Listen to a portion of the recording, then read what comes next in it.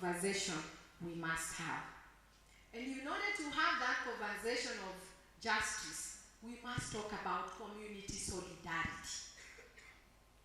Because agroecology, I always say, its birthplace is here. You are because I am. So when we are working with farmers, how do we ensure that those left behind are included in the design of our agroecological projects? How do they get to participate? How do they get to receive the benefits of what this project or programs we are running? When we talk of inclusion, we must discuss gender transformation. 75% of our farmlands are farmed by women. While we say, let's not, many of the discussion I have in communities, they say, Stella, as long as they have access to land, why should they own? When we talk of gender transformation in agroecology, then we are talking about who decides what is planted.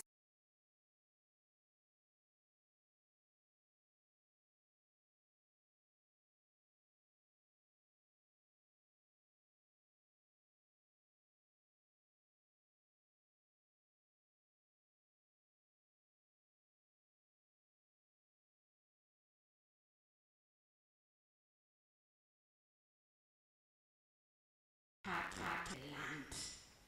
True or not true? Am I accusing people? No. I'm just stating the facts. And once those women begin composting, doing cover crops, gradually the land gets better. And when I go to Mount Elgon, soon the woman is shifted to the next degraded land, because this has become fertile enough for us to plant coffee, for us to plant sugarcane, etc. So when we talk about gender transformation, about equity, about social dimension of, we must challenge these power dynamics. I have had conversation with communities in Vihiga. Women are not allowed to plant bananas. Why? Because there's a cultural connotation that if you plant a banana, you bury your husband. So we have to have a conversation, not only with the women, but also the men. Because those traditional practices were there for a reason. So what do we do? If they have to plant trees, if they have to plant bananas, we must start a discussion that really questions what we've believed so long and find amicable solutions. When we talk of gender transformation, I've worked in parts of Makueni where the women access to compost, especially farmyard manure, is the decision of the man. So, while we talk about land, there are many other issues that are impacting agroecology that we must put on the table. And we cannot say we are discussing about gender to create an imbalance, to put women above the men. No. A food system that takes care of everyone must involve everyone in the discussion. When we harvest what we've grown, who keeps the key to the granary? Who decides what maize goes to the market? So when we talk, for me, the social dimension is, yes, I have a piece of land, I don't own, I have access to grow food. The kind of food I grow is also decided. When I remove the food, can we discuss together how that food arrives in the market? And if the food arrives in the market, or the cow or goat, as I have had conversation with men in Kajiado, They tell me we sell 3 or 4 goats a month. I ask them, how much do you sell? This much. Do you tell your wife? No. Why? Because they'll disturb me. So when you have a conversation of gender transformation with the pastoralist, it's a conversation of household budgeting. It's a conversation of what gets to be sold and who is in charge of buying things that we need to find. So when we talk of the current reality of gender, we are saying, yes, we have access to land. The women work on the land. The access to education and capital. When you talk about financial inclusion of women who are tilling the land, working about the land, who decides on the cash crop income, these are the conversations we need to talk about in agroecology. So mine is not to provide a solution, mine is to provoke us to begin to think, what are the issues of inclusion as pertains gender? Let's talk about young people, the Gen Zs. The ones we talk about, they are a huge percentage of our population. How then, as agroecology practitioners, are we going to engage our young people? They are very focused on technology. They are not patient. You can't plant a mango and say, oh, they will sell the mango tree. So how do we reshape the activities we are engaging our young people in the spectrum of agroecology? Do we go with them on the economic dimension, value addition, conversation of an agroecology that works for them? When we talk of access to land, how do we enable them? When we talk of financial inclusion of young people, what are the securities needed to acquire a loan? So these are the things that we need to look. And also the question of intergenerational knowledge. We talk about indigenous knowledge. And this is where we've had young people ask, if you practice agroecology, does the produce have to be dirty? Do I have to market in the local market? Can I use a border to drop and pick? How do we build trust? Or do we include them in the conversation of where they want to be engaged? So for me, in terms of the path forward, agroecology as a transformational pathway and how to include everyone, we must talk about claiming the right to food. And when we talk of right to food, we cannot run away from UNDROP, the United Nations Declaration for Peasants. And it has all right to education, right to training, right to access to market, fair market. So we have to discuss and enable people to know their right to food. And I talked about a solution of solidarity, building inclusive, solidarity-based food systems. How each of us sits in that project, as a woman who is farming, as a man who makes the decision on how land will be used, how income from the land will be used, we must find how to engage everyone. And then we talk about equity. And equity is looking at, if we have indigenous people, one of the things that we transition from group ranch to community land committees. And the community land committees is about access to land and right of ownership for land for indigenous people, the Maasai, and many other in the northern part of the country where we have community land. And it's very clear from the community land law of 2016 that women must be part of the community land committee. And I can tell you, brothers and sisters, this is a struggle. To have women sitting on those community land committee that look at management of grazing resources or sharing of common resources. And now, often we talk about carbon credits. Carbon credits. Many of us are seated here. Our farmers are getting carbon credits for trees they are growing. Are they getting a fair share? We are talking about soil carbon. Are we getting a fair share? So that's about inclusion. And then we talk about resilience. If we talk about inclusion, how resilient are our communities in terms of land tenure, in terms of adaptation? So my key takeaways, and I throw back to this community or this gathering, is 1, land tenure and equity. To that, we must deal with culture. The Constitution is very clear. A woman and a man can own land.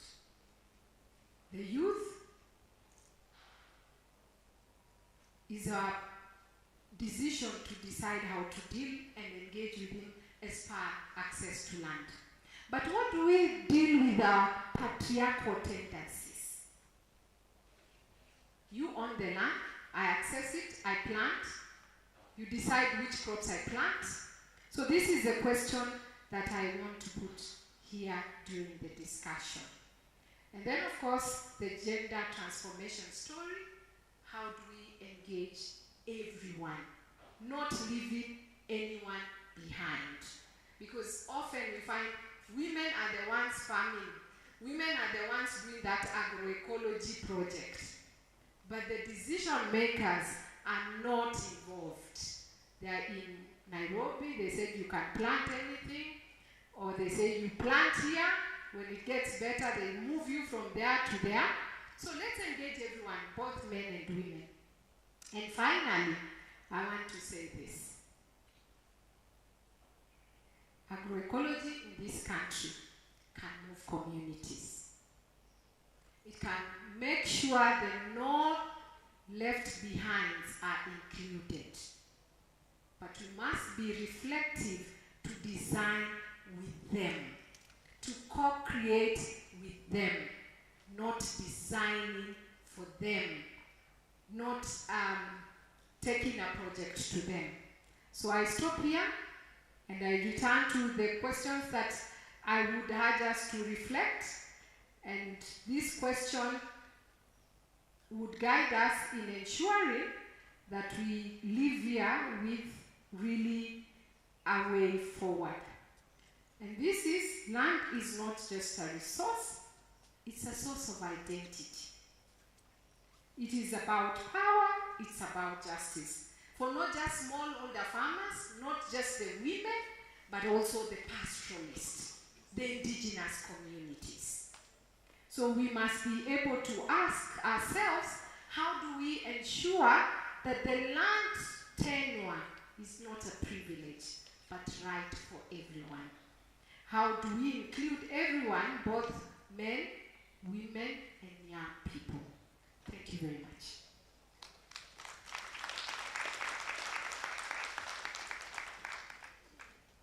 What did you think of that? Yes, I can see your. In fact, I can see your hand. I'll ask you. I'll let you ask the question. But you know the reason I'm going to allow you to say the question so that you don't forget, because I know you will forget. So write it down, Stella, because we'll deal with it later. Not right now, Stella. Not right now, but we'll deal with it later. Write it down. Write it down. Okay. Thank you very much for giving me this opportunity. My name is Michael Chepkor. I come from Indigenous Women and Girls Initiative, an organization based in Baringo County, Kenya. First of all, I want to commend you on the presentation. That has been a very interesting presentation. I loved the aspect of the youth inclusion in food production and agroecology, and also the aspect of women land rights. That was very, very important. So there are two things I wanted to ask.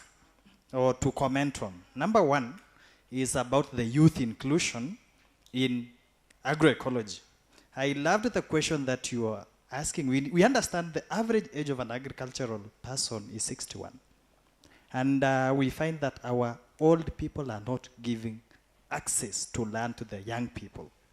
And one of the questions that ever came up into my mind as agroecology leaders, who has ever done an aspect of giving their children the access to land so that they can start building the art of agroecology as young as they are, so that we have a better future that is food secure, that transforms the food systems, and that protects the future of our children.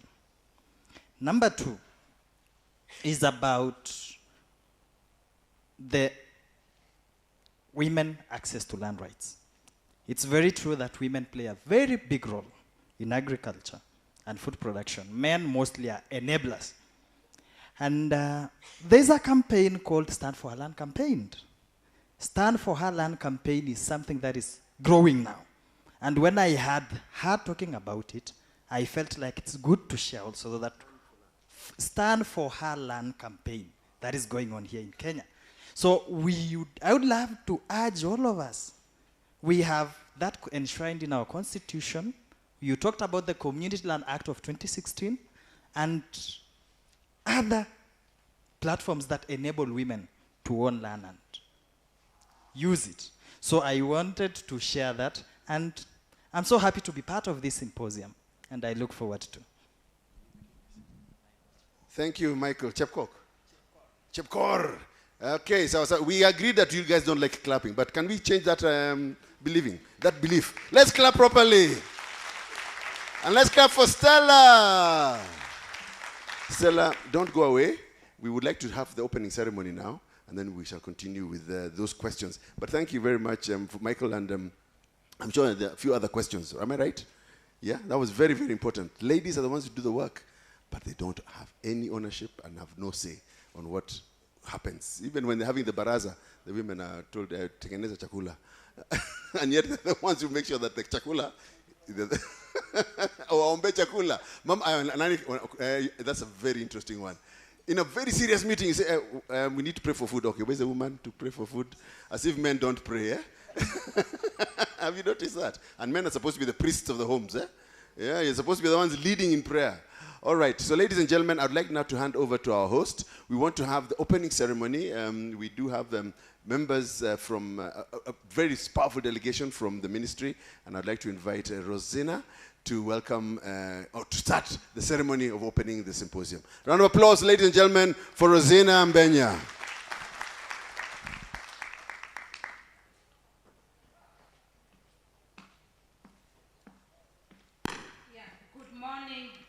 Ladies and gentlemen, once again. It's already afternoon. Oh, I'm sorry. Good afternoon, ladies and gentlemen. It's my pleasure now for us to move to the opening session, and I want to welcome the representatives from the National Ministry who will take us to the official opening ceremony, and then we'll go back to the events that were organized. So I am humbled and pleased to invite Engineer Laban Kiplagat, who is also the chair of ISFA, that is Intersectoral Forum for Agroecology and Agrobiodiversity, and he's also working with the Ministry of Agriculture and Livestock Department as the engineering secretary. He has been a friend of Pelam Kenya, and little I know about him is also practicing agroecology in his own way. So, karibu sana engineer to make your remarks, and then invite the one to deliver the speech from the PS. Thank you.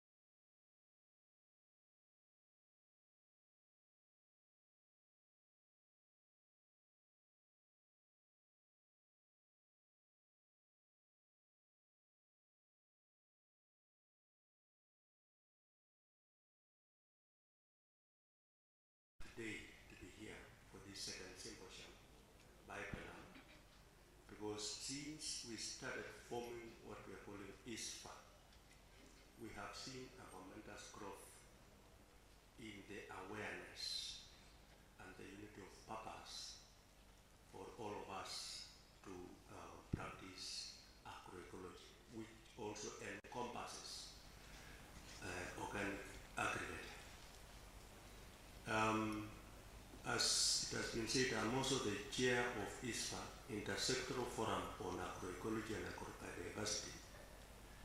And this is a forum that we formed because we realized that we have got so many people who are willing to do the right thing, but they have not been given an opportunity. And the opportunity could be in form of assembly, it could also be in form of policy shift. And so as ISFA, we formed a forum that is composed of both government and non-government, and try to look into the space of agroecology to see how best we can advance together the aspects of agroecology. And so we ended up having what we are calling National Agroecology Strategy, which is currently being implemented. And I've heard a lot of questions being said that agroecology is underfunded. Sorry, Grace, because you might have said that, or any other person who said it. But I don't want to believe that, because that should not be an impediment for us to do what we should do. The CS for Agriculture, Mutahi Kapi, challenged us that if you have 1,000 acres that you want to grow food, and of course that requires a tractor, and you are very hungry, do you wait until you get the tractor, or you start small? You start small. So when we looked as ISFA, the space and actors in agroecology, where I realized that it is more than enough for us to have an impact in this country and in this part of the world. And therefore, I want us not to take to that idea so much that we are underfunded.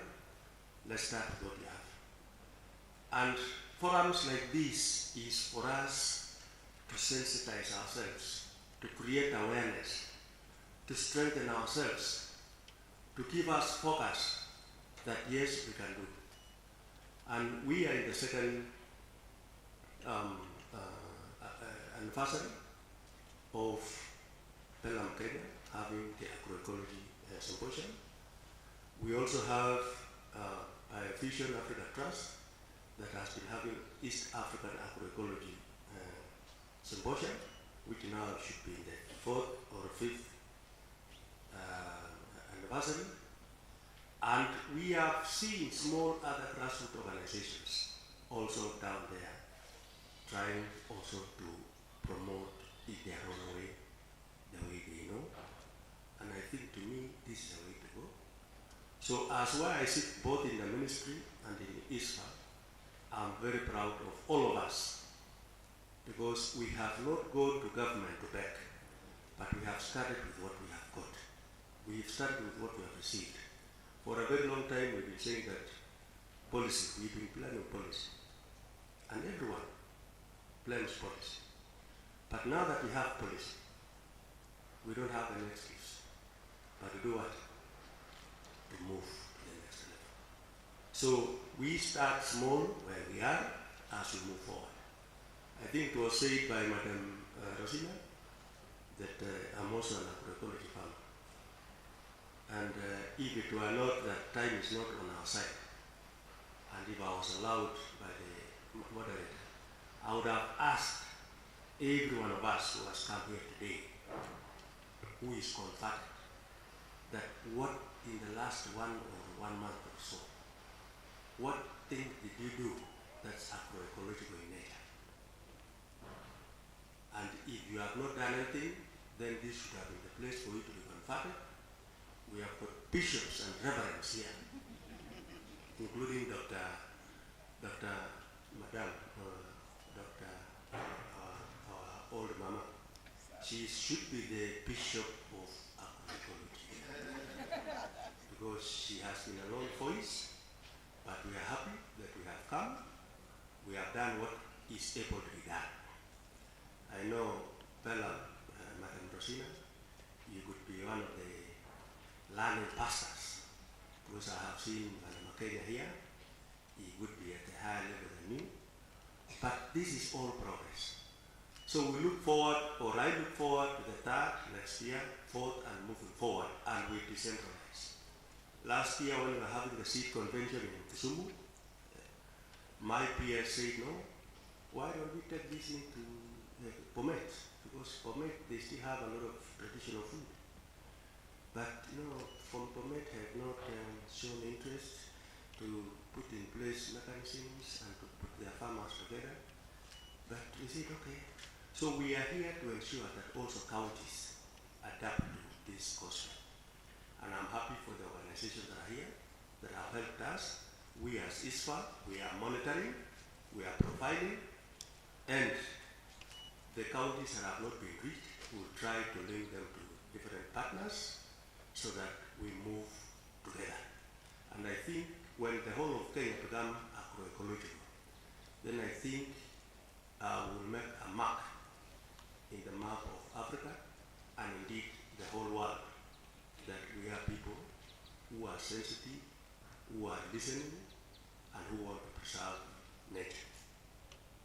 I know I've been told to invite the representative of the Principal Secretary, but allow me to also add my voice to the need for us to write on knowledge and more so science, because sometimes we are being told that agroecology or organic agriculture does not require modern science. Professor Witty here will bear with me witness that it's a science that will make us even practice agroecology more. Yes. So when it comes to the use of science to promote our mission, please let us not shy away from it, because it will make our work faster, easier, and more efficient. And that's what I stand for. If we use science well, it will respect us. If we use it bad, it will fight us back. So, as a ministry, and as a directorate, and as myself, I believe that we need to complement all this. And indeed, agroecology is about also co-generation. Not forgetting the indigenous knowledge that has been there through generations, and therefore we need to use science to document and to inventorize so that the future can still refer to it as we try to balance our actions. So I don't want to say much. All I will say that I'm happy as myself and on behalf of ISFA to participate in this, and indeed it's a great opportunity because Pelham Kenya is one of the very big corporate member of ISFA, and through Pelham we are able to get resources to develop the agroecology strategy, which is now anchoring all the actors that we are in the space of agroecology. So it is this ISFA that is therefore, I can say, it's a glue that brings all of us together so that we can reason together, we can synergize together, we can work forward together, we can influence together, and we can benefit together. So with those remarks, allow me then to invite the Chief Guest, the representative of the Principal Secretary, State Department for Agriculture, Mr. David Uchiko, who is going to say the beginning remarks from our Principal Secretary. Mr. Uchiko. We can clap for him as he comes. I know the MC should have helped me, but since he has not, then can you give him a clap? 1, 2, 3. Karibu. Samia Sisi. Utuba. na wewe principal secretary ili tusikie na tupende. Asanteni sana. I'm inspired. Thank you very much. I take over from where Engineer Laban has left. And I'll start by saying, I'm Jamboni. Good morning, or is it good afternoon? Good afternoon. Good afternoon all. So my name, like you've been told, is David Ojigo. I work in the Ministry of Agriculture and Livestock Development in Research Directorate, a directorate called Research within the ministry. And like I've been saying many times, in government there is no vacuum. Are you aware about that? In government there is no vacuum. So it happened that our two principal secretaries, the principal secretary for crop and the principal secretary for livestock development, were engaged in other activities, and why not? We were asked to step in and really deliver this particular speech on their behalf. As I do that, I would like to deliver their greetings. Salimu sana. They appreciate the coming together of this symposium. And mmepokea salamu. I also would like to take back their greetings. Na namuuliza niwapelekee salamu. Asanteni sana. I will deliver their greetings or greetings from you people to them and say that the people here are happy to be here, just like I'm happy to be here.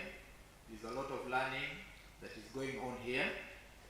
And kindly allow me only 2 minutes, the MC, kindly 2 minutes, just to give my audience here. You never get this opportunity many times. So off the cuff, just 2 minutes. First of all, I would like to say that this forum, this symposium, to me it has a personal touch to the extent that it reconnects me with my Form 6 training or education, for that matter, if you could say that. I did biology in Form 6, and ecology was one of the units that was covered during Form 6 biology. And I think all that time, it's quite some time, it's almost 30 plus years. I think this is the second time or the first time that I've been connecting in real life with issues ecology. And I must say that has a personal touch to myself, and I think it brings me back to what my teacher at that time. That time we had teachers from Uganda, the ones who went through that system. Teachers were coming from Uganda, running away from the hostile environment that was there. And the Ugandan teacher, I remember his name, Mr. Okelo, was very passionate and ingrained into us that biology is a very important topic that you could actually consider pursuing later in life. Only that I pursued another line and maybe disregarded ecology. Now I'm connecting with ecology and agroecology for that matter. So for me it has that personal touch, and I think I would like to really appreciate the organizers of this symposium for bringing together this particular group of people. I would also like to say that the government appreciates the effort put together by the board that was able to bring together this particular event, led by the board chair, Mweni. I just came in when she was giving her speech, and I think it was very encouraging. It was very inspiring to get the speech which she was delivering, and in a nutshell, trying to get the spirit of what is supposed to come from this particular event. I think that was very good, and I would really like to appreciate and continue, or to encourage you to continue on the same path, because for us as a government, we can't be able to do everything. So we appreciate the efforts which the other players in the space and the other actors that are able to mobilize funds, are able to mobilize participants, are able to mobilize from different geographies and from different actors within the economy to have such an event going on. I would also like to appreciate the CEO. I'm sure it's not an easy task to be able to do all the nitty-gritty, tie together the threads, and ensure that people are able to arrive here at good time, flights are organized and all that. I would like to really appreciate Rosina for bringing together this particular symposium and the people who are here. Allow me briefly also just to mention about what our interpretation of PELA means. You know, the word participatory in itself, you know, bringing together different actors. And I would like to appreciate, you know, within the time given, that you've been able to bring in people doing hard sciences, you know, the likes of, you know, biology, soil science, soil health. On the other hand, you've been able to bring together participants who are doing soft sciences, we could talk about that, and then humanities on a common platform. That's not a mean feat to really achieve. And that word participatory in itself is a reflection of what Pelham is, you know, endeavoring to achieve. And then ecology, that you have been able to bring in. You know, ecology is the bottom line of our life. It's actually where we step so that we can be able to carry out our day-to-day activities. Now, it brings in the issues of diversity, it brings in issue of geographic representation, and I think that is very inherent in this particular participants here. We have people from diverse parts of Kenya, from the Asal, from the high potential areas that we call the White Islands, former White Islands, from the Lake region, all over. So they are well represented. And that, you know, that mix is not something which you can just take for granted. And I think it's a good word to include in this particular platform. And then the word land, that is an economic resource. We are trying, all of us, one time or the other, will have to depend on our land. It's an economic resource, and how then we can be able to optimize on it, and how then we can be able to engage in discussions or presentations or exhibitions which are going to bring out the issues of land, and then how we're going to maximize on the same. And then use how we are then going to make the best use of this land using different technologies that are available. And I'm happy, you know, I was able to see the use of AI, how to be able to use that AI to appropriately or optimally use the land resource, and ensuring that at the end of it, you are able to get something which is safe to be used by our population. So that word in particular, Pelham, synonym, I think is very appropriate. And then, of course, the last word is management, how you can be able to use different competencies, different skills that you can then be able to apply on the land and be able to make sure that you know, you get best use of it. I would like to move on and talk about briefly, as I sum up, about my off-the-cuff remarks, and say that as a government, when you talk about the government, you're talking about the national government, you're talking about the county government in this particular case. You know, the work of the government in this particular forum, for example, is to be able to consolidate the learnings which is provided by this particular forum. You see, after the Constitution of 2010, the national government was mandated, if you are to read that, it was mandated to be able to carry out policy formulation, capacity building, and standards, those three. And as we formulate our policies, we need to ensure that those policies, whatever you call those policies to be, whether you call them strategies, whether you call them guidelines, or whether you call them manuals, you can't develop them in a vacuum. You can't develop them in space. So this forum provides us with a platform to learn from diverse parts of Kenya, to learn from different actors. You learn from issues of gender, issues of culture, like was mentioned in the morning by Professor, Dr. Olembo in the morning, very pertinent issues about how then can we be able to ensure that we don't lose our indigenous knowledge, which cannot be carried out, is not physical. You can't touch it. That is a very pertinent issue. How are we going then to ensure that we don't lose that?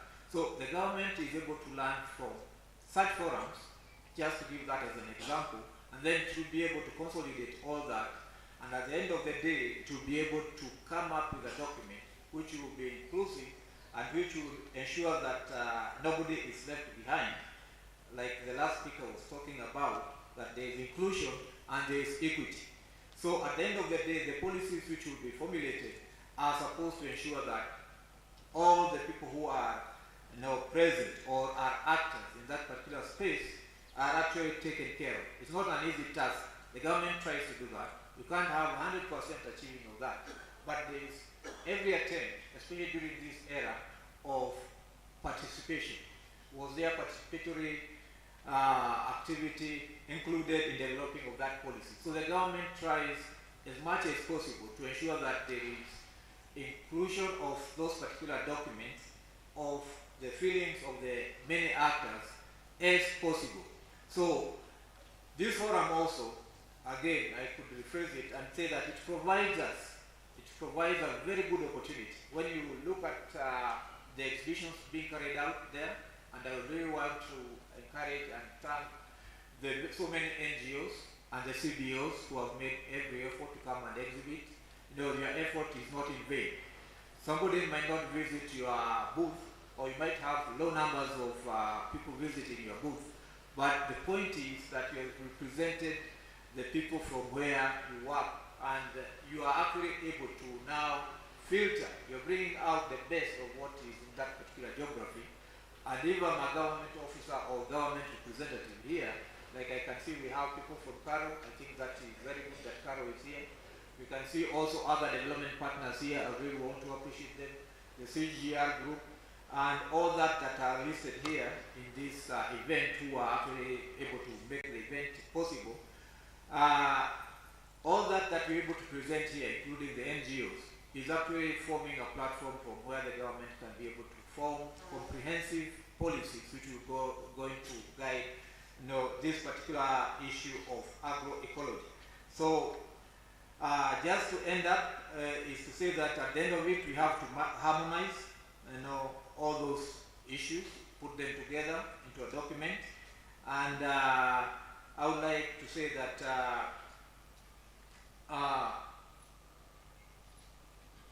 this whole symposium, which is organized by PELA, is actually one such forum where we can be able, as a government, to really come up with a well-informed position on agroecology, and so that when the government is able to develop, like was mentioned in the morning, different manuals, different strategies, and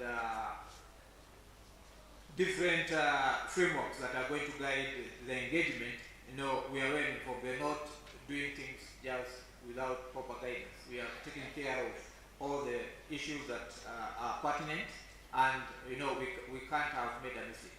So with that, allow me then to go to the official speech. It's a very short speech which was given to me to read through. Take the shortest of time to read through it, but I'll ensure that I'm able to deliver the message that our peers expected to be delivered to the participants here. So, officials of PELAM Kenya, members of the academia, government officials present, distinguished guests, ladies and gentlemen, I'm honored to be here today during the official opening of the second National Agroecological Forum. This symposium is happening at a critical time as Kenya's food system is increasingly strained by various challenges. Among them is climate change, land and soil degradation, biodiversity loss, emergency of pests and diseases, and high post-harvest losses. These challenges threaten the food security and resilience of our country, and thus the need for transformative agricultural practices to lead to sustainable agricultural practices. The symposium aims to accelerate agroecological as a key pathway for achieving food and nutritional security, climate resilience, soil health, and environmental sustainability in the agricultural sector. Ladies and gentlemen, Agriculture remains a key sector in agriculture economy, accounting for about 21.8% of the GDP. It is dominated by smallholder farmers who contribute about 80% of agricultural production, mainly subsistence, grain-fed, with low mechanization levels. Food and nutrition security is key to achieving both human and economic development agenda.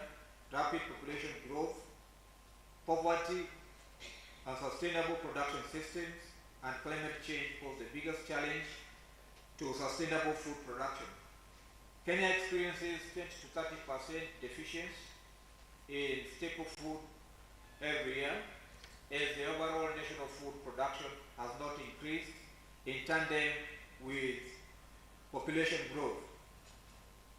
This is something which the current administration is aware of and is been able to put in measures to be able to ensure that that deficiency is addressed, including the launch of the beta agenda, which has identified different value chains which are actually being promoted with different interventions, including the fertilizer subsidy, and that has been a question which was being asked many times in this particular forum, that how do we balance between the use of inorganic fertilizer versus the use of organic fertilizer. And I think the simple question is striking a balance that due to the population increase, what do we do? Do we use conventional ways of increasing our production, or do we go organic? So it's a balancing act which has to be struck. And I think moving forward, we are well guided by the issues which are emerging here. That based on best practice, based on what is happening at global level, based on market demand, that the market is demanding products which are organically produced, then the tendency or the direction for the government to take is to encourage the more use of organic production or organic use or production of organically produced crops and other products, as opposed to use of pesticides and things like that. I think technology will allow that, but as a government, we have to appreciate that a direction has to be provided, and I think the discussions in this particular forum will go a long way in giving that direction in a structured manner. Tailored policy recommendations and support systems are therefore essential to address these varying challenges, empowering farmers, including women and youth, and to enhance production and productivity, promote equitable growth, strengthen food and nutrition security.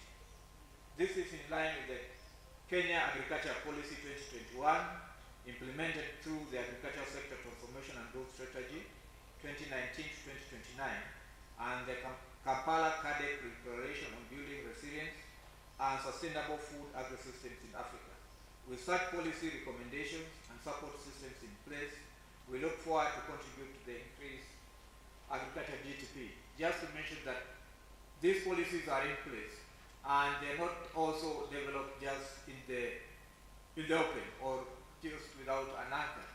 Such platforms provide the enriching of such policies or review of such policies in future if we have new policies being developed, or we have to include new aspects of what has emerged, what has been trending, what is trending in such policies. So this kind of platform provides us with a credible way of influencing policy. It is therefore our responsibility to make a paradigm shift to a comprehensive agri-food system approach that is sustainable and anchored in climate resilience, nutritional security, and inclusive livelihood. I'm pleased to note that this symposium aligns with the National Agroecological Strategy for Food System Transformation, NASFST 2024-2033, recently launched by the ministry in collaboration with stakeholders. So we can't run away from stakeholders, we're working with stakeholders.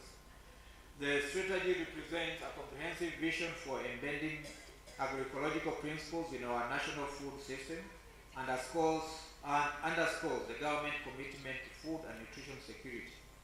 In pursuit of devolved functions, I urge the county government to ensure domestication and implementation of the National Agroecological Strategy as a guide for food system transformation. Yeah, I note we have representatives from different counties here, and I think domestication of such document is really the way to go. And the national government is very keen, or is ready to support that domestication, so that at national level we have a standard document which is guiding the entire nation, and then the counties then can be able to actually domesticate or borrow from the national document, so that all of us are well guided. Building on the success and lessons during the first National Agroecological Symposium held on 6th to 7th November 2024, this symposium highlights the realities of grassroots actors who are pioneering agroecological transitions under often difficult and uncertain conditions.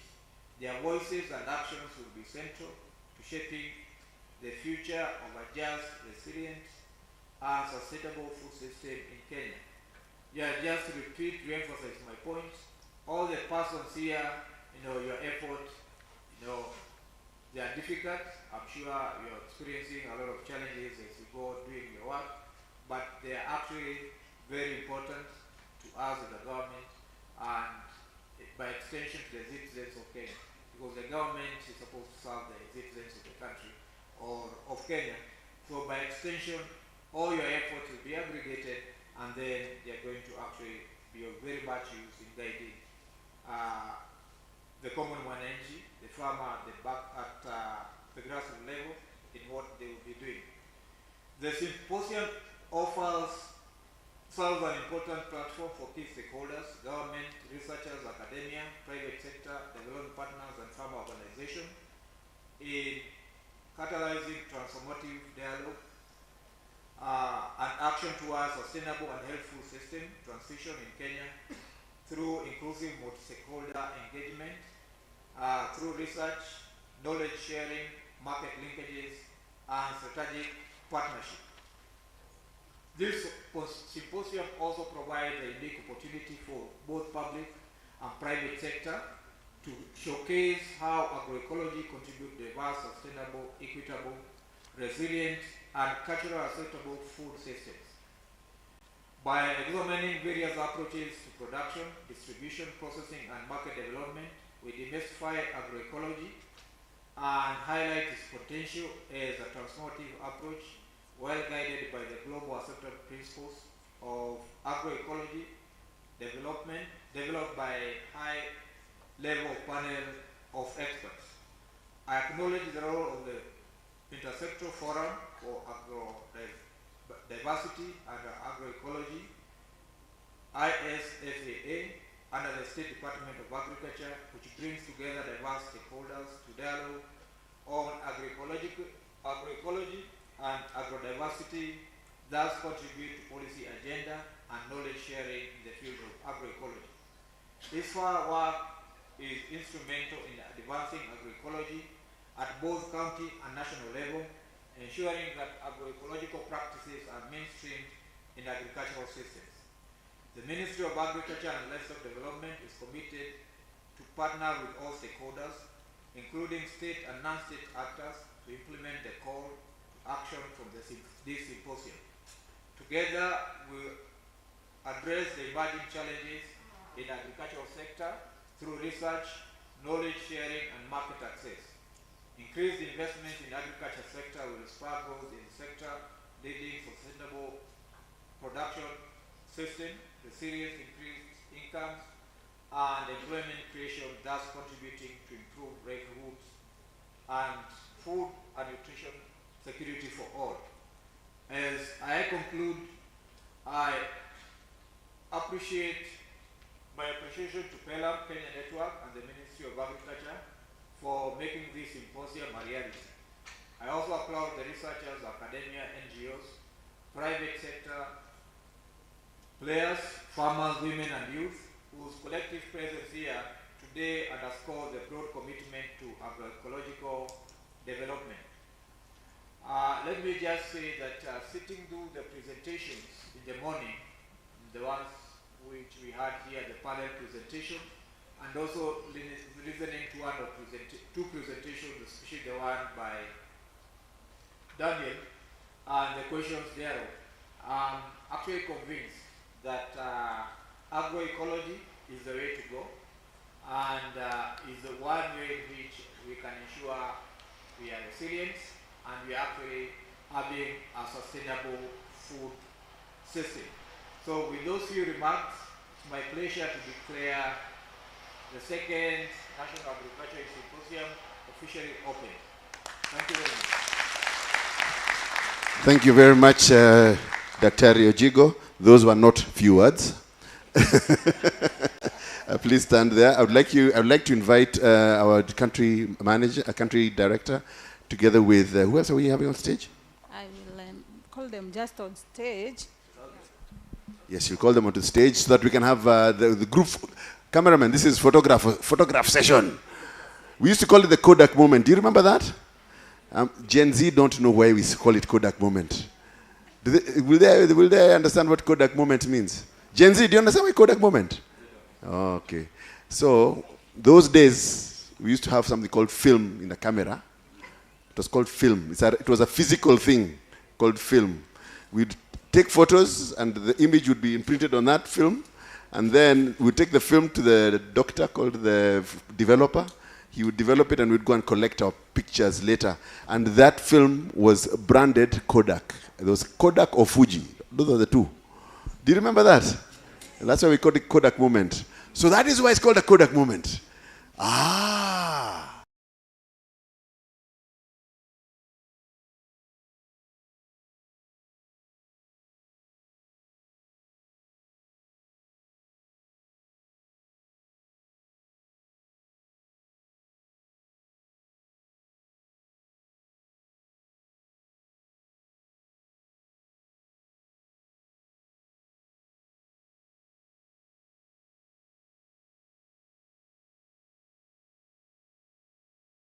Nyuma, or just a beautiful lady? Okay. As long as you're young and you're excited, come. Okay, there's one. Are you the second one? Coming with red? Oh, yes. Come. Good. Today I'm giving you a very, very simple job to do, and you shall be in the news because of this. You see this? Hii kitu inaitwa cannon. Confetti cannon. Hiyo ni moja. Where is she? Oh, she's putting her things down there. Okay. Oh, thank you. You're so kind. What's your name? Sharon, thank you. And your name? Pramila. Ah, you're going to be talking on the next count. Yes, I saw your name there. Okay. Please stand behind them. Or is it behind them or in front of you? Yeah, one side. Yeah, one on this side or the other on the other side. Thank you.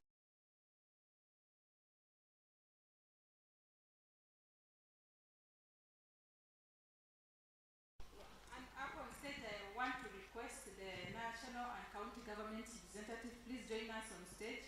The National Board of Directors, Pelham Kenya, the Planning Committee, and the key partners and sponsors. Please join us on stage.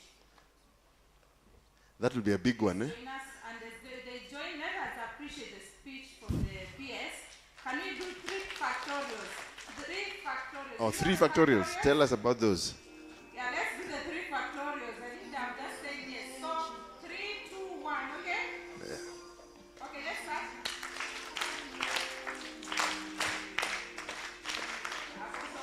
Oh, okay. Let's do again. 1, 2, 3. Thank Oh, you so good. much, the Ministry of Agriculture and Livestock Development for standing with the agroecology movement actors in Kenya. We appreciate your presence. So the teams have called. Please come on stage. We take a quick photo, and the song, please keep it on. The song, keep it on. Can you turn that way? Can you turn this way? So the bottom part. The bottom part. See the line here? Yeah. Yes, so just the bottom part is there. The top part. So this one you take it this way. Okay, this way. Exactly. No, the other way around. Oh, this way. You see the arrow? You see the arrow? Oh, yeah. Yeah, so this one you take it this way. Anti-clockwise. No, it's managed. Now, what I would like to suggest that is that you use the seats and then people stand behind the seats because we are many. Can I have the national government people in front? Some people to sit. The national government and our chair and Madam Rosina, please. If you can have you seated. Where's engineer? Engineer, we need you in front. Bwana engineer. But Madam Mugo, I also need I need more ladies seated. Okay. Yes. No. Interfering. Who's moving it? Just go ahead. Go ahead. Okay, sawa.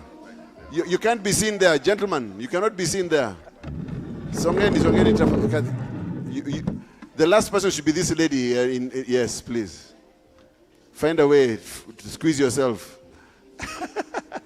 There's space over there, gentlemen. The tall gentleman in the middle there, yes. Have you moved it? Okay.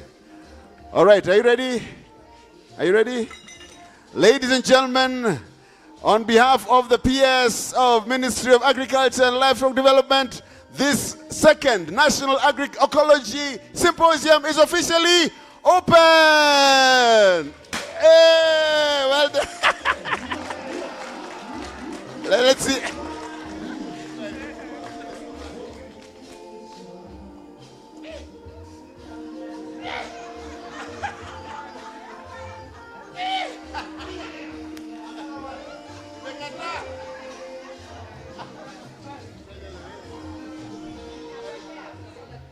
We have tried that one also. Rosina, sit down.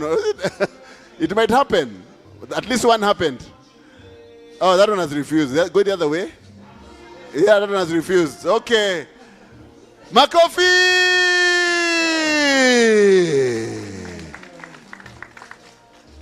Turumbeta! Make us excited.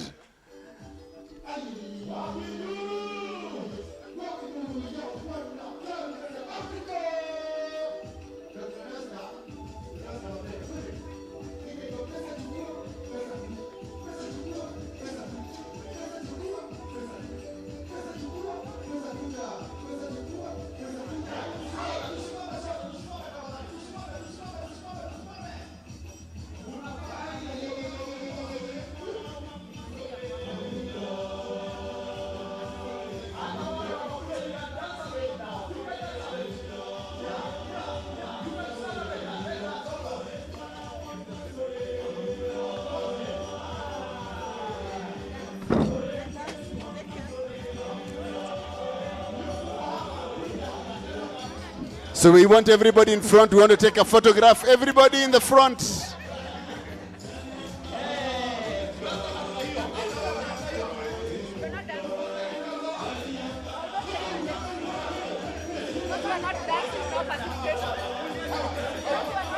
Humba.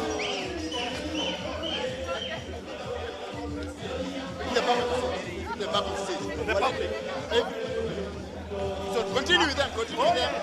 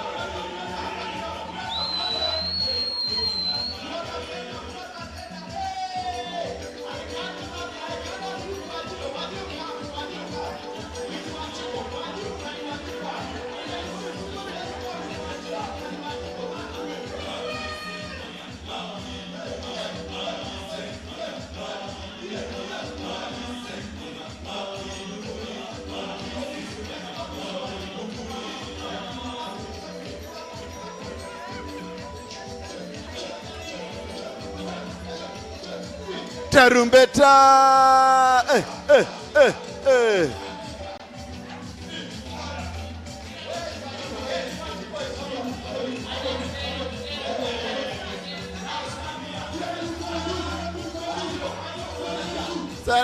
Sarisa, Bamudu Maunga, Mamondo Sarisa, Mamondo Naura, Mamondo Narisa, Mamondo Naura.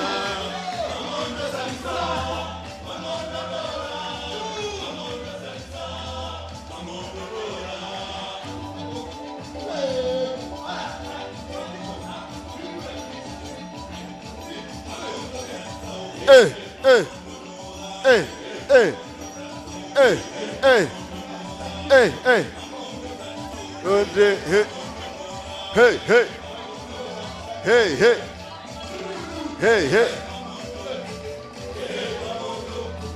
Mangondo. Hey,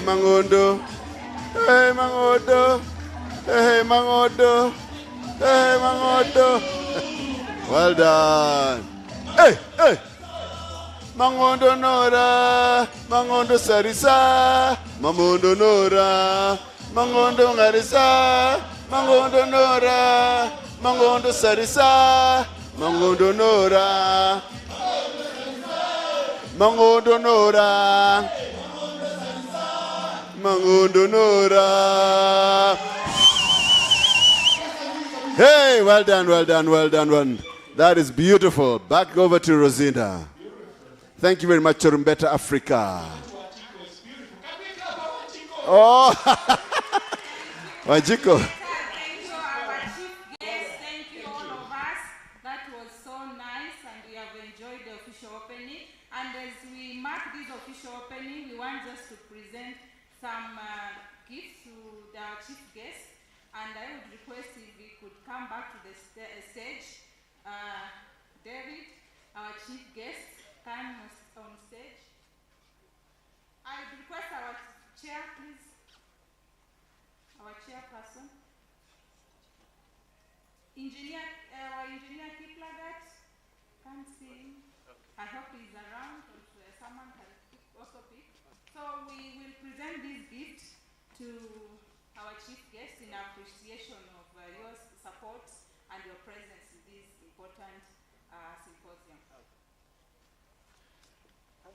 Thank you very much.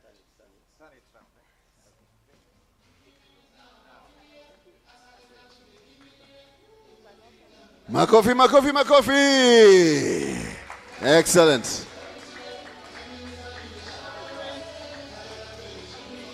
I think, the chessboard.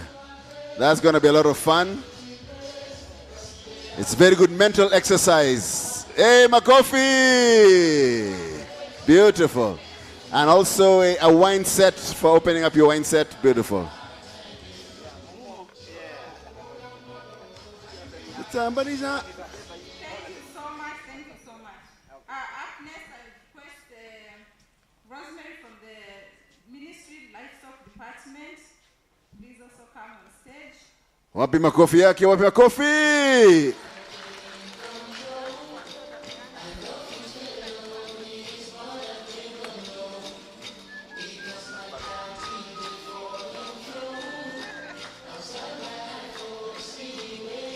Thank you very much. Asante sana, Rosemary. Also got something nice there, I'm sure. Oh, it's the same one. Thank you. Madam Chair, thank you. Up next, I request Grace to pick the gift on behalf of Engineer Kiplagat. Grace Mugo on behalf of Engineer Kiplagat. Makofi yake, tafadhali.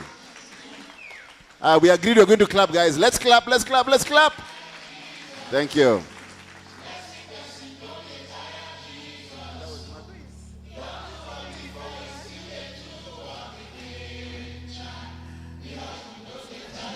Asante sana, Grace, for taking that. Makofi yake. And next, we also want to appreciate our development partners and the sponsors for the event at this official opening time. So I would like to request WRI representative, please come on stage. Makofi, Makofi, WRI. That must be Hannah. Am I right? No.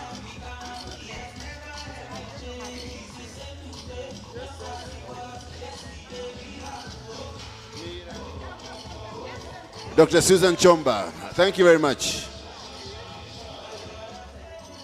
Makofi ya Daktari. Thank you, WRI. Miracle. Blessing, rise as a blessing, blessing.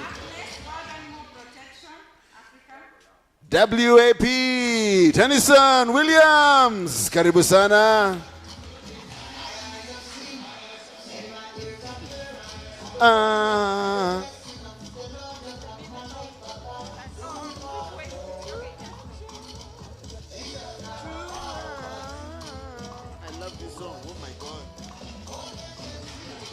Makofi ya Bwana Tennyson. Thank you, sir. Macho.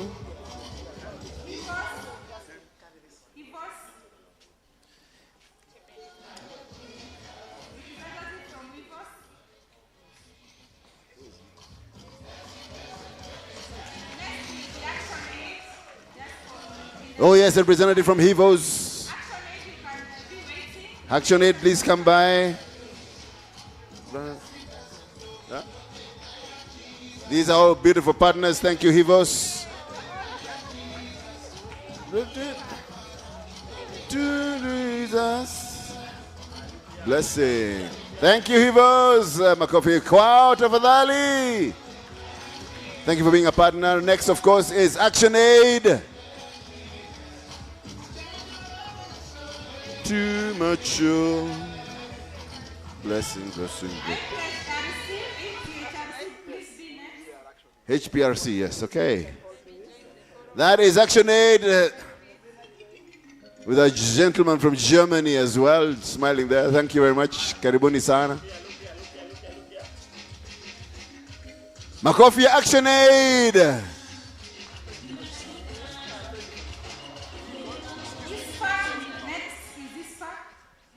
Oh, oh. APHRC, I believe it is. APHRC, or what they call APRAC. Thank you, our partners, APRAC.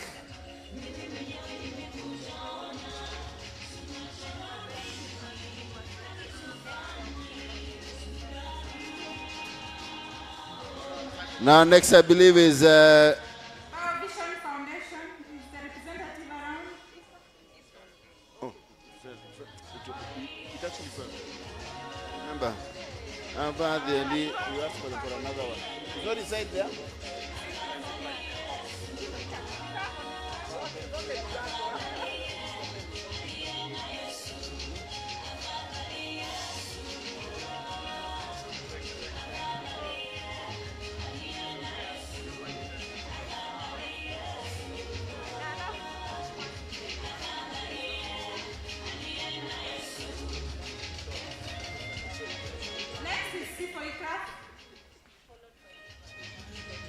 C4 Craft. Thank you, World Vision. Thank you. World Vision, thank you. Biovision. It's Biovision.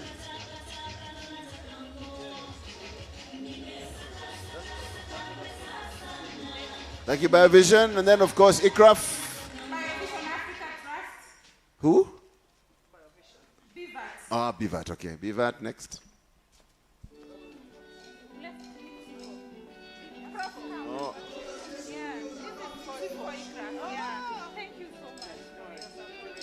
Thank you, ICRAF. Makofi ya ICRAF tafadhali. Asante sana.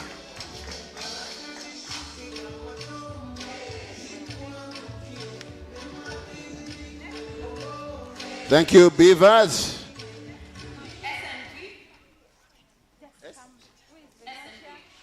SNV. Who is SNV? Who is being called? She knows herself. SNP, followed by GIZ Kenya.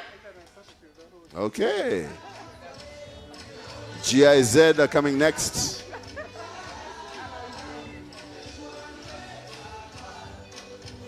Thank you, B-Vest. Appreciate you. Then on stage now, next is SNV. So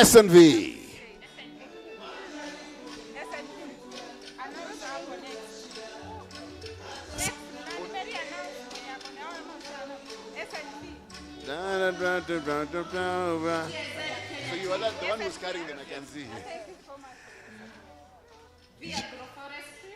GIZ is on stage already. Thank you, SNV.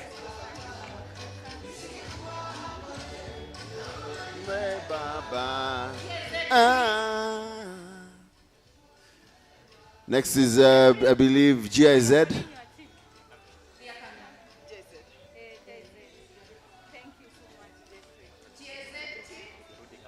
The GIZ team.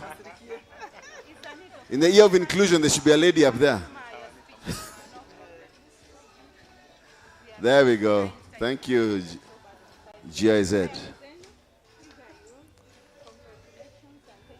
Let's have a round of applause for GIZ, please. Thank you. Sandi sana. Next is Act for Change for Trust. Act for Change. I can see Stella there.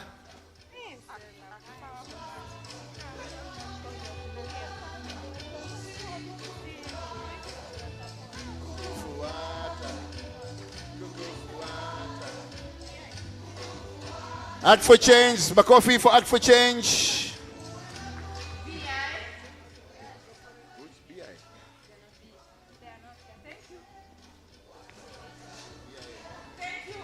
BIA. Thank you so much. Back to the MC. Thank you very much. And that song was very nice. Keep it going, keep it going, keep it going, keep it going. Everybody together, Makofi! Hey, hey, hey, hey, hey, hey, hiya, hey, hey, biodiversity. We're talking about agroecology. We're talking about a symposium, learning from one another. Hey, hey, hey, hey, hey. Thank you very much. Appreciate that. Thank you. Have you enjoyed yourselves, guys? So we were able to get one confetti cannon working. The other one did not work. So you can only have evidence on one side. But that does not mean that the symposium was not officially, fully opened. It was.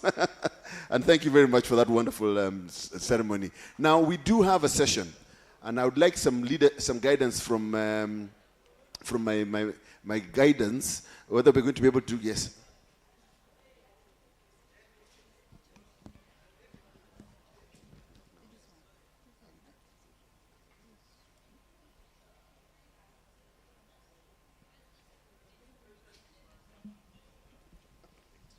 Okay, so I am advised, I'm now sufficiently advised on what we need to do next. We are definitely going to have our partners speaking, and immediately after that, we shall look at the time and be able to do lunch immediately after that. So I would like to start off with our partners. Now, you know this thing in very small writing, and some of us don't have our reading glasses with us. So what we do is we get our telephones out. Where's my telephone? Oh, there it is. We get our telephones out and look for the program in a different place. Let's see. Or even better still, I know what I'll do. I'll put the light on. When you pass 50, these are the problems you have to face. And it happens to everybody almost. All right. So our first person I've seen on the stage from SNV, ladies and gentlemen, put your hands together for Mr. Godfrey Rono. Round of applause. Where are you, sir? Yes, you've just received your nice thank you. So I'm advised that you only have 3 minutes. Only 3 minutes. Even if it's a written speech, please cut it down to 3 minutes so that everybody, because I've got a total of 8 speakers here. So 3 minutes each, if you allow me, please. Thank you. Good afternoon, everyone. Good afternoon once again. My name is Geoffrey Rono, representing SNV. briefly about SNV. SNV is a global development partner, rooted deep in the countries where we operate. In Kenya, we have been present since 1967, and we work across all the 47 counties in three sectors: agri-food, water, energy. And cutting across the three sectors, we have gender equality and social inclusion, issues of climate adaptation and mitigation, and strong institution and effective governance. On behalf of SNV, allow me to extend our pleasure to welcome you all to this second National Agroecology Symposium.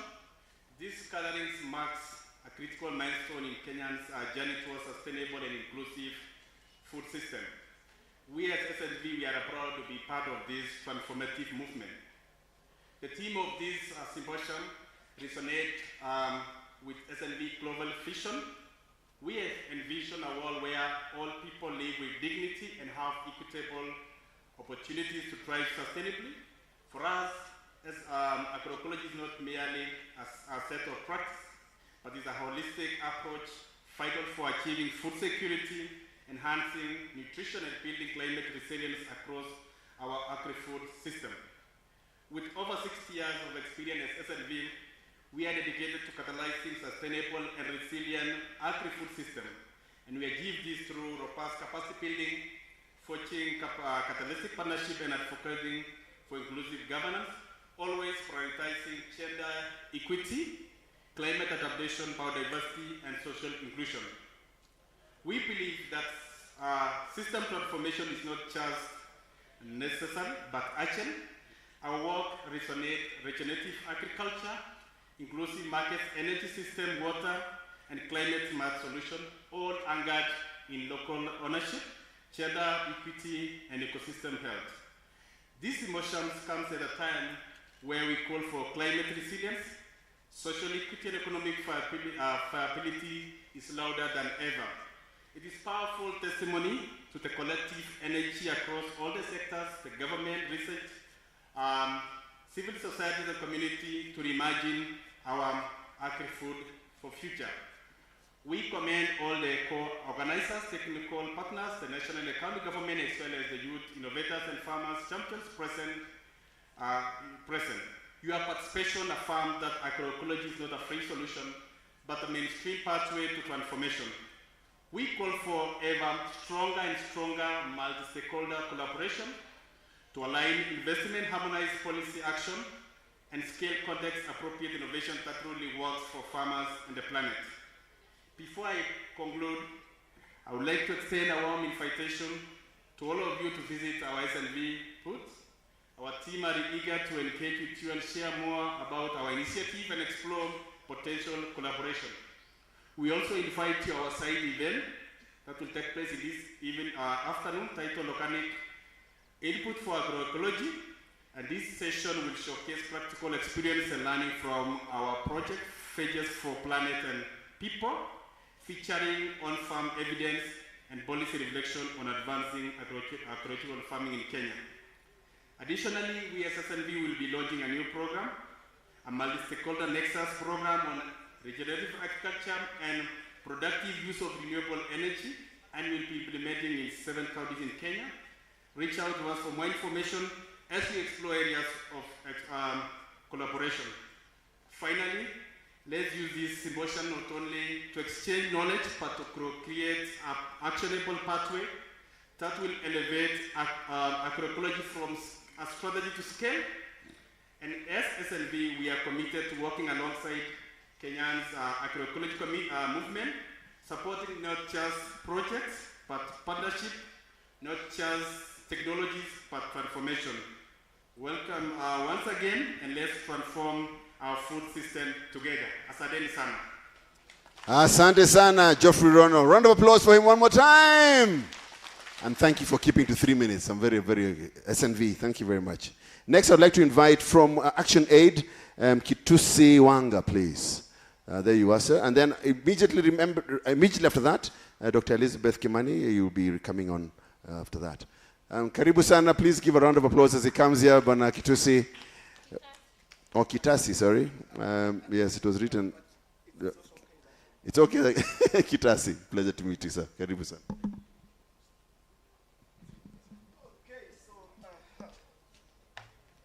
I have three minutes, huh? Yes. Say something when I leave. I'll have done my 3 minutes already. So, thank you very much. I just want to use 1 minute first to talk about myself. Why am I here? What the drive behind it that I find myself here? I think I draw all this from how I've been raised, but also my education. I'm a trained biotechnologist, and this can tell you what I was trained to do. But one thing that was very interesting for me is that every year for the 4 years, there was a unit to talk about ethics, talk about biosafety. And this gave me a lot of deeper reflections. I'm trained to promote genetics,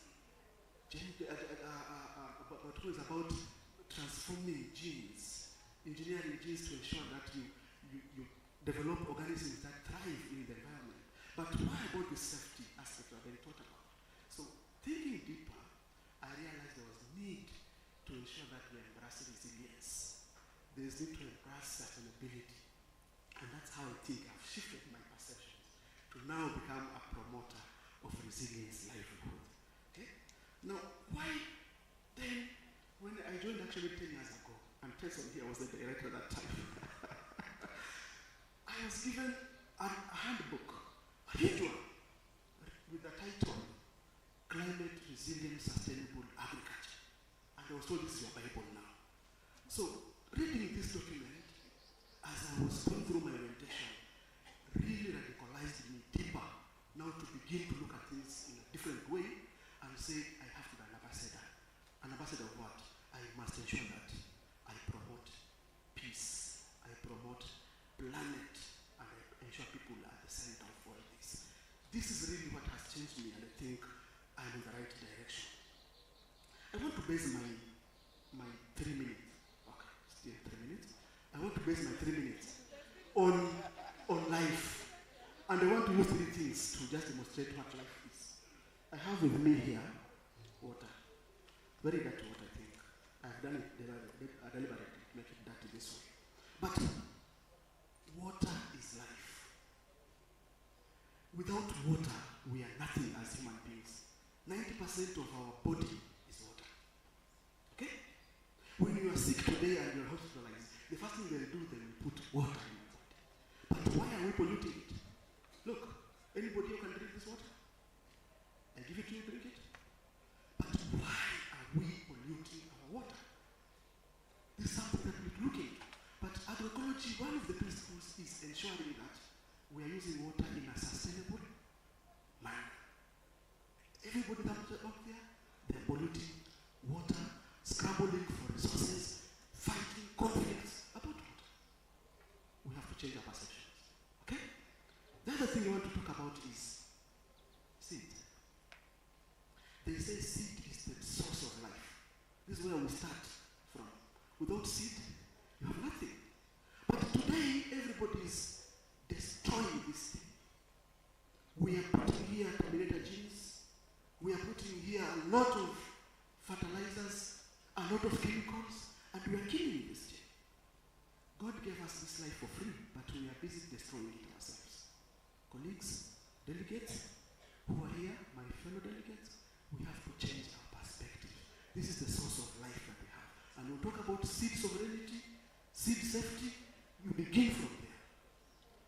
I will give a running call as we live here. The other thing I want to talk about is soil. Again, we came from soil. Myself, you, we all came from soil. But we should go back there. The soil again is the source and home for many, many microorganisms. But today we are killing all these microorganisms using our fertilizers, synthetic, whatever. Everybody is using chemicals in the soils. We are destroying life, but we don't seem to know or even care about what we are doing. Okay? So what I wanted to say as I leave this place today, these 3 things symbolizes life. The seeds, soil, and water is critical for all of us to ensure that we are sustainable. But if you don't treat this one, and soil normally, it will treat you and me abnormally. Thank you very much.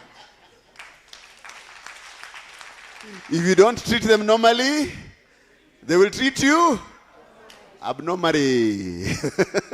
and very interesting. It's like intuitively, he is our CS now. Yes, absolutely. Thank you very much, Banakitasi, for that very wonderful call. Water, soil, seed. Yeah? Thank you very much. Okay, moving right along, Dr. Elizabeth. Karibu sana. Please give a round of applause for Dr. Elizabeth. She's coming here to, of course, representing... yes, I've got it right here. I would like to say that properly. Representing... one second. I have too many things, too many names here. Okay, just go ahead. Yes. African Population and Health Research Center. Karibu sana. Yeah, thank you so much, everyone.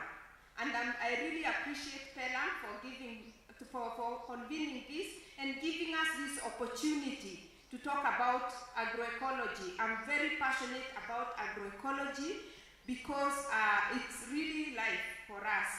And all of us are here to talk about agroecology because we know what it means to all of us.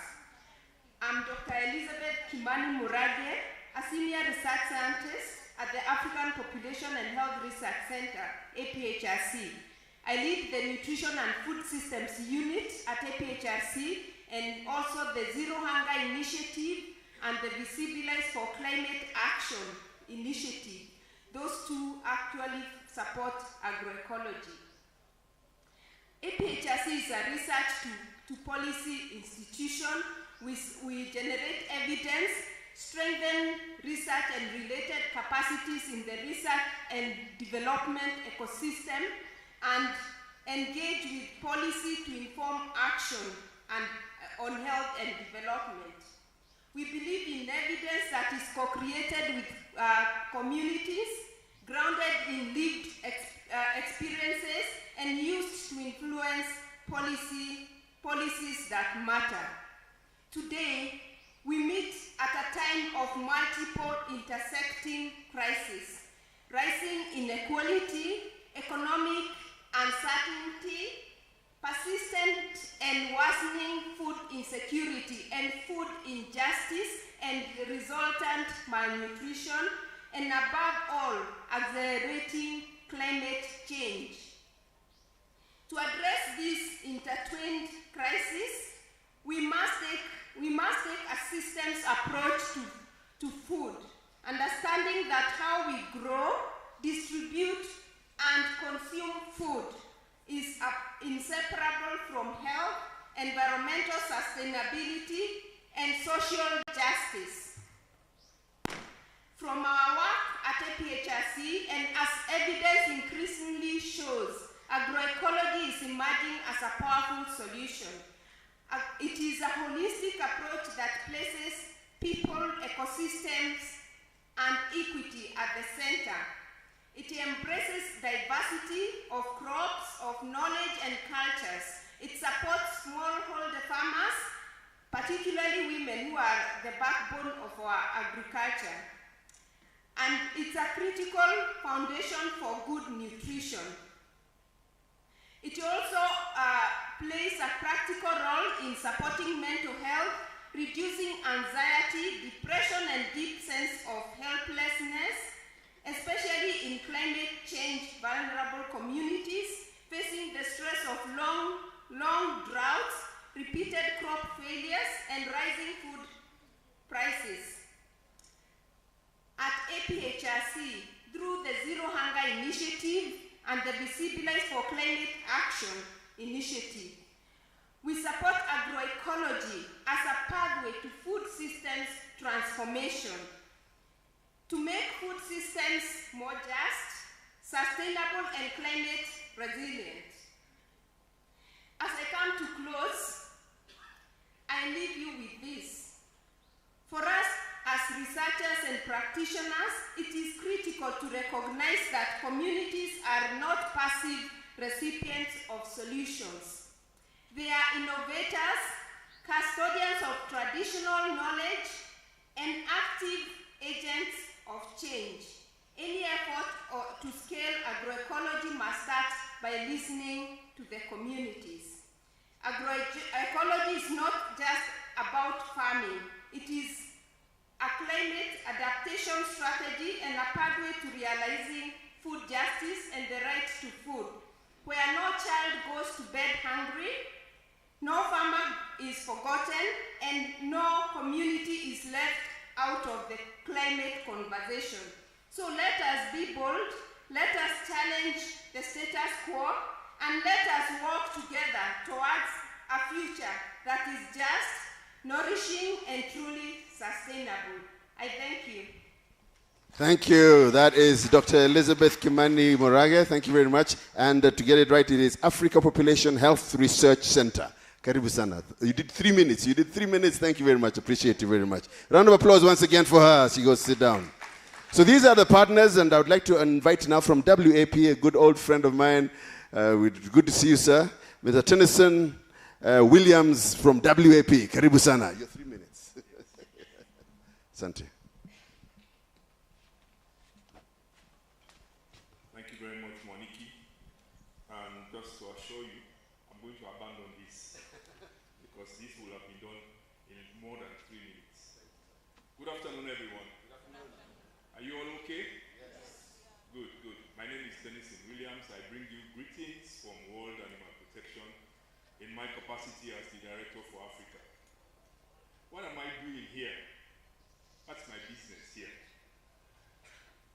Just to put into context, I engaged this forum last year as well, so this is my second time on behalf of World Animal Protection. Rosina and your team at Pelham, we are proud to be associated with this process. It is indeed very close to what we do. Thank you very much. World Animal Protection is an animal welfare organization. Its vision is a world where all animals are free from cruelty and suffering. All animals, without exception. And the way we want to achieve that is to move the world, all of you, all of us, to protect animals. We want to move the world to protect animals. So, because this is an agroecology forum, the question is, what is the connection? Why are you here? We are saying Africa is in a position where it needs to take advantage of not having industrialized its food systems. Please listen carefully. We don't have to industrialize our food systems in Africa to feed ourselves. Because those countries that have done so are not in any good place anyway from an animal welfare perspective.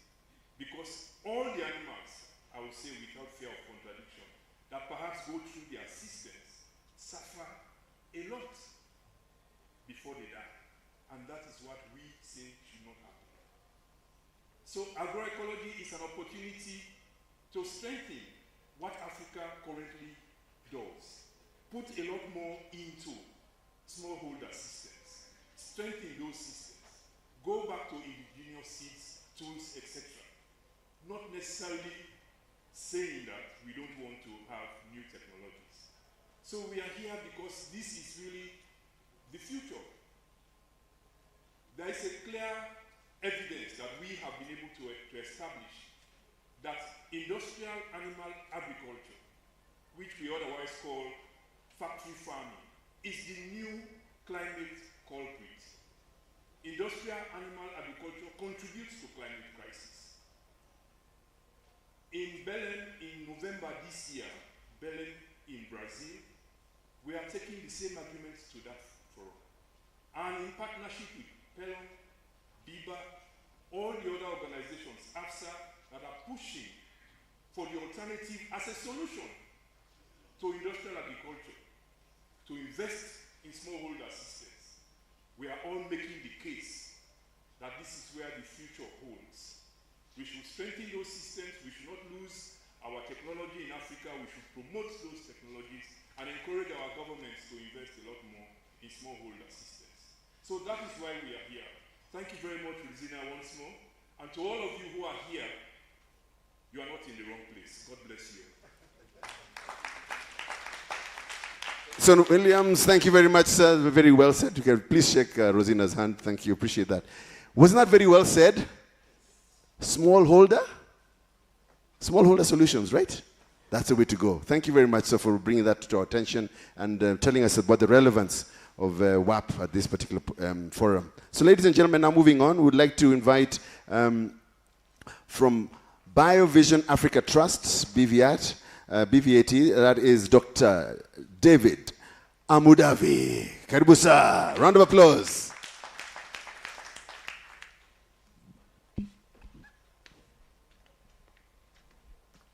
Thank you, moderator. Thank you very much, Rosina and your team, for mounting a very successful second National Symposium for Agroecology in Kenya. I work for BioVision Africa Trust as the Executive Director. This is an organization that is based in Nairobi that is concerned about how to alleviate poverty and improve the livelihoods of our rural communities. Started in 2009, but became more functional from 2011, January, when I left Egerton University. That some of my students in this room to come and head that organization within the CIPE Center. Just a few statistics. About 3.4 million hectares of land in Africa is organic. And this is just about 2.8% of the world land that you can term is under organic practices. And this is actually a big achievement.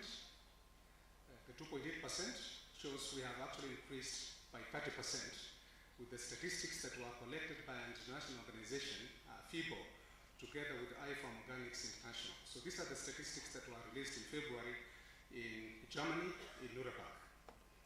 And of these 10 African countries, or rather the top 10 African countries, Uganda is leading with the largest land of over 404,000 hectares and organic. Tanzania is following, actually Ethiopia with 125,000 hectares, and Tanzania 121,000. Kenya, we have about 100, actually we are second, I should have said that, 172, thereabout, 1,000 hectares of land.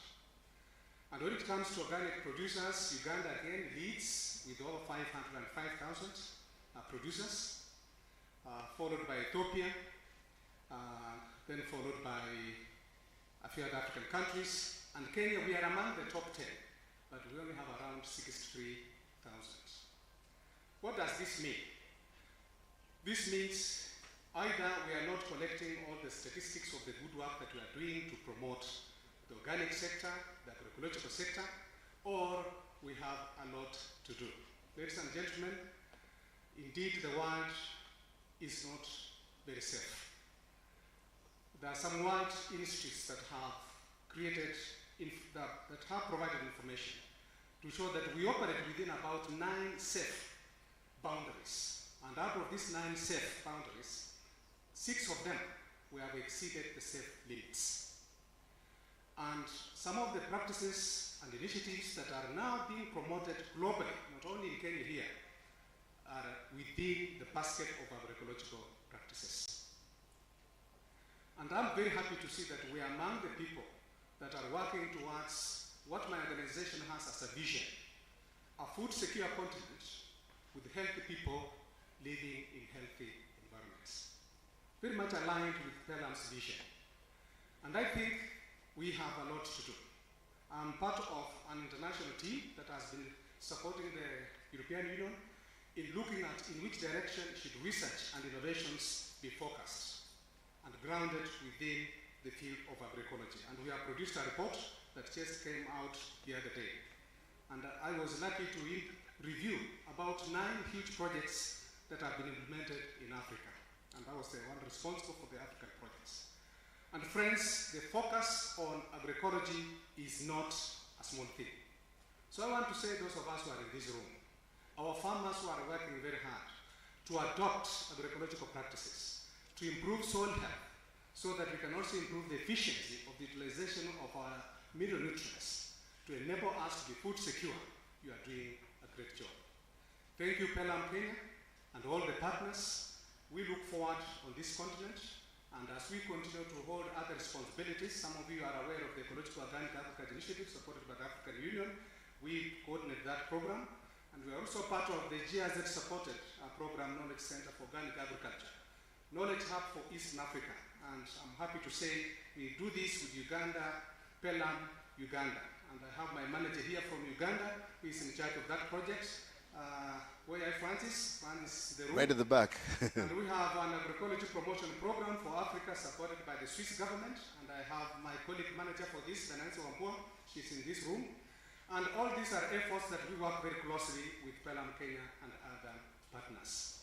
Our future is secure. And that depends on the efforts we collectively put together. And I'm happy to see that our government is supporting these efforts. 2 months ago, I was in Berlin, and I was together with our Principal Secretary for Agriculture, Dr. Rono. We sat together, and we discussed a bit.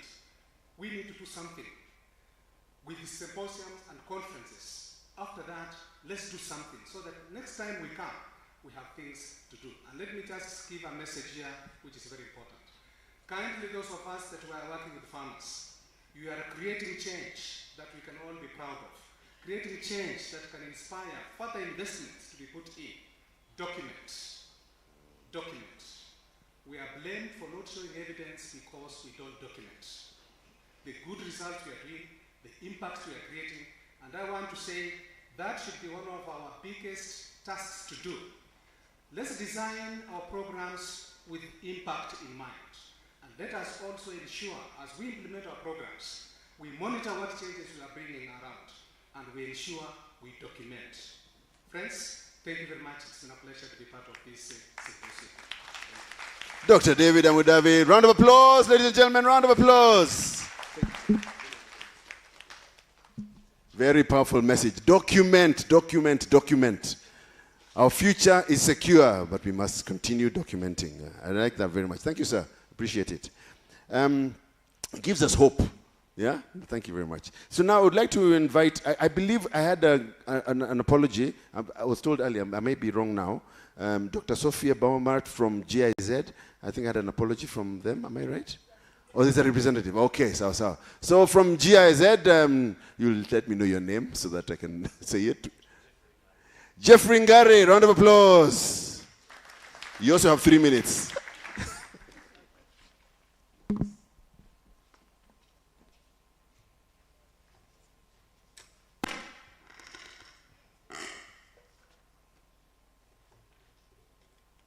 All protocols of that, ladies and gentlemen, good afternoon.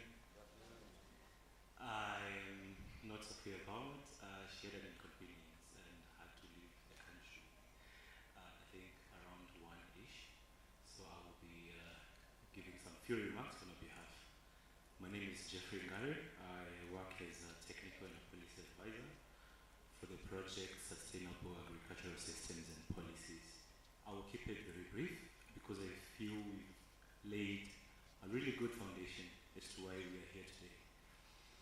Last year, we were also part of the people organization supporting this conference, and I think why we are doing it is because when you look at it strategically, yeah, as stakeholders in the space, and as our role as development partners, civil society, I think the most important thing is we have to catalyze this transformation. I think when we look at how we all implement from our various domains, I think the most important thing is really to give force, to give momentum, to help sustain momentum for this transformation that we talk about. The project I work in is a global project, meaning it's in 9 countries, 8 in Africa, and I think the 8 of them in the African continent are all speaking about agroecology. And not just agroecology, but in policy documents, either strategies or policies. And that means the trend or the shift is really going towards how can we sustainably move together as a continent. So it's not just a Kenyan force we're talking about, it's not just regional. I think we're looking at efforts to transform our African continent.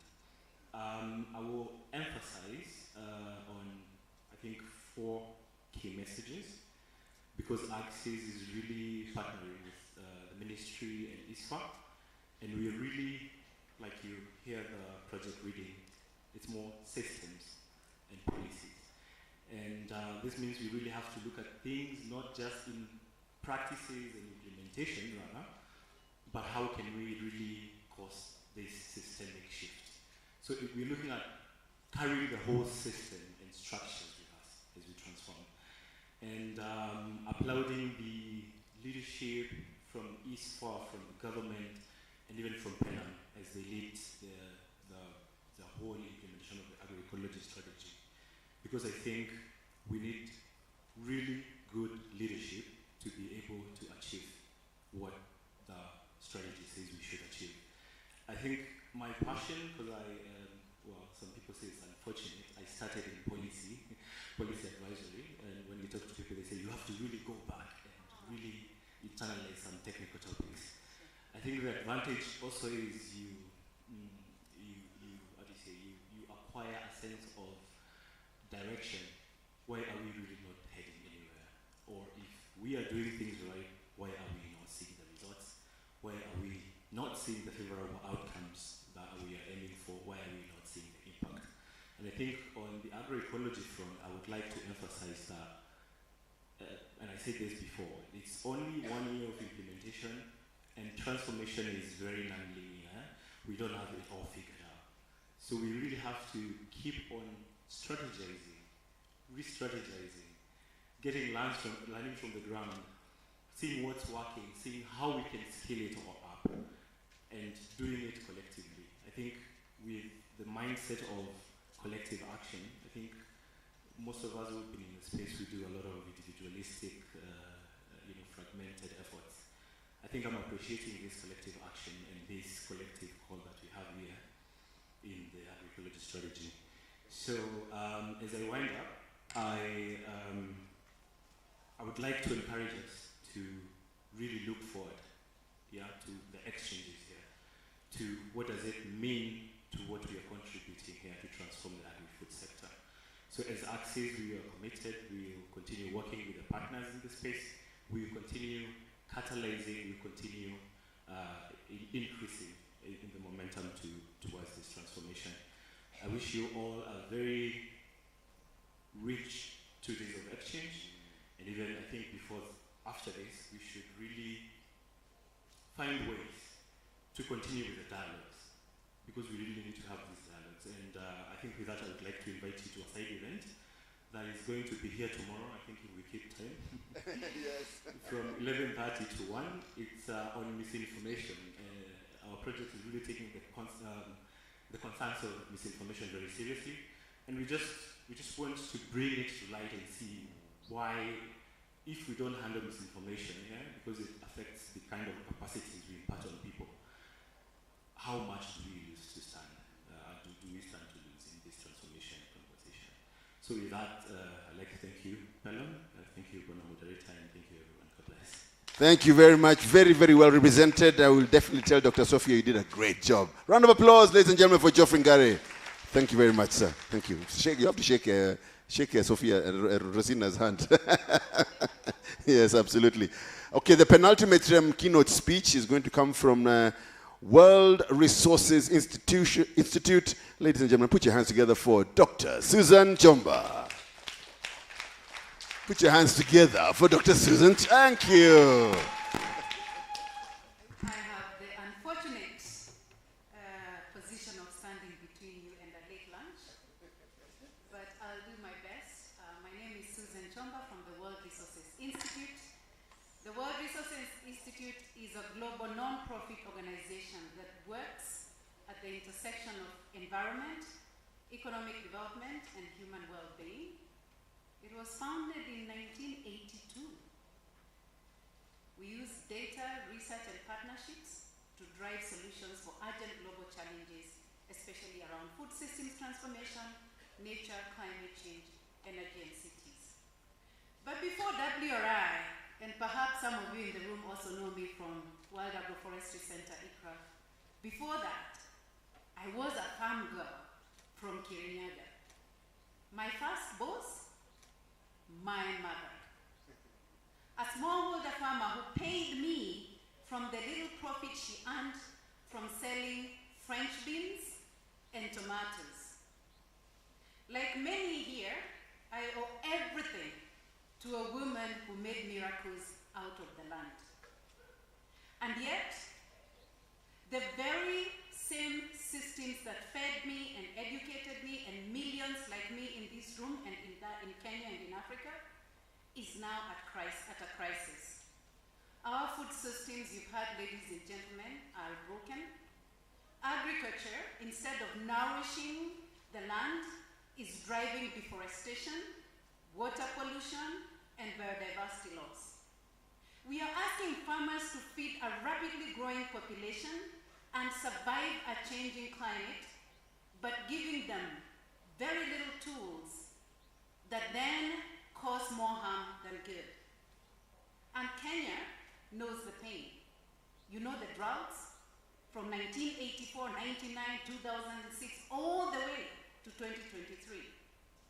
Each one of those pushing millions of smallholder farmers and pastoralists to the brink. And just when you think things can't get worse, floods come and they sweep everything that was left. This is not theoretical. It's real, it's personal, it's what our farmers live by. We've diagnosed the problems, we published papers. I'm a researcher and I know there are many brilliant scientists in this room. We published the papers in top journals. But what we lack is bold, scaled action. Our extension system is broken. Today, many farmers, including my own mother, learn from agrochemical sales representatives than trained agronomists.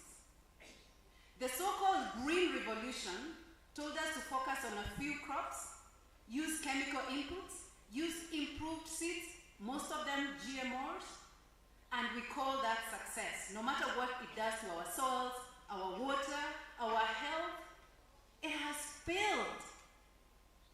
And I think most people in the room here, I'm preaching to the converted. But there is hope. Agroecology is not a quick fix, but it is the right fix.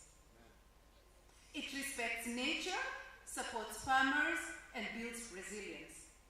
It won't come wrapped in a neat package from a multinational company. It will come from farmers, scientists, policy champions, working together.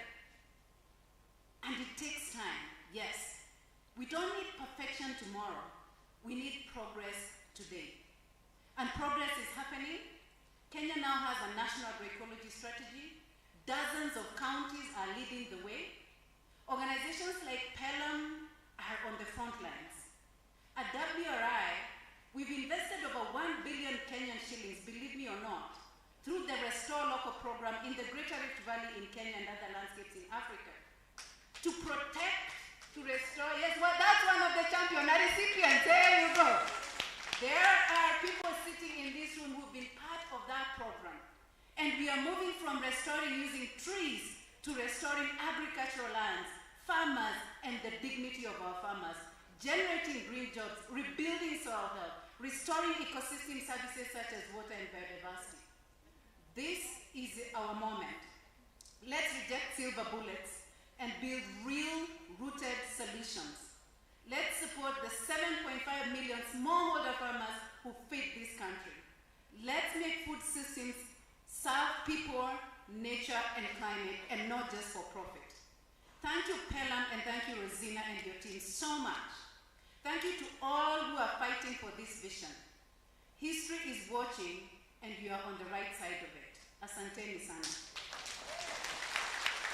Makofi, Dr. Susan Chomba. Thank you very much. Very well said.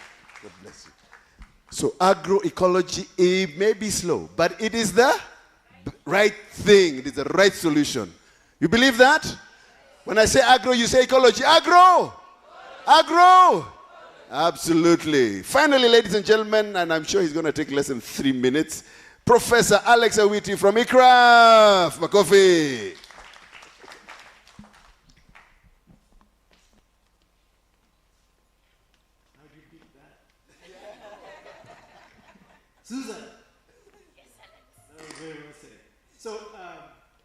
First of all, I stand here as a very proud Kenyan because our government does not hide data.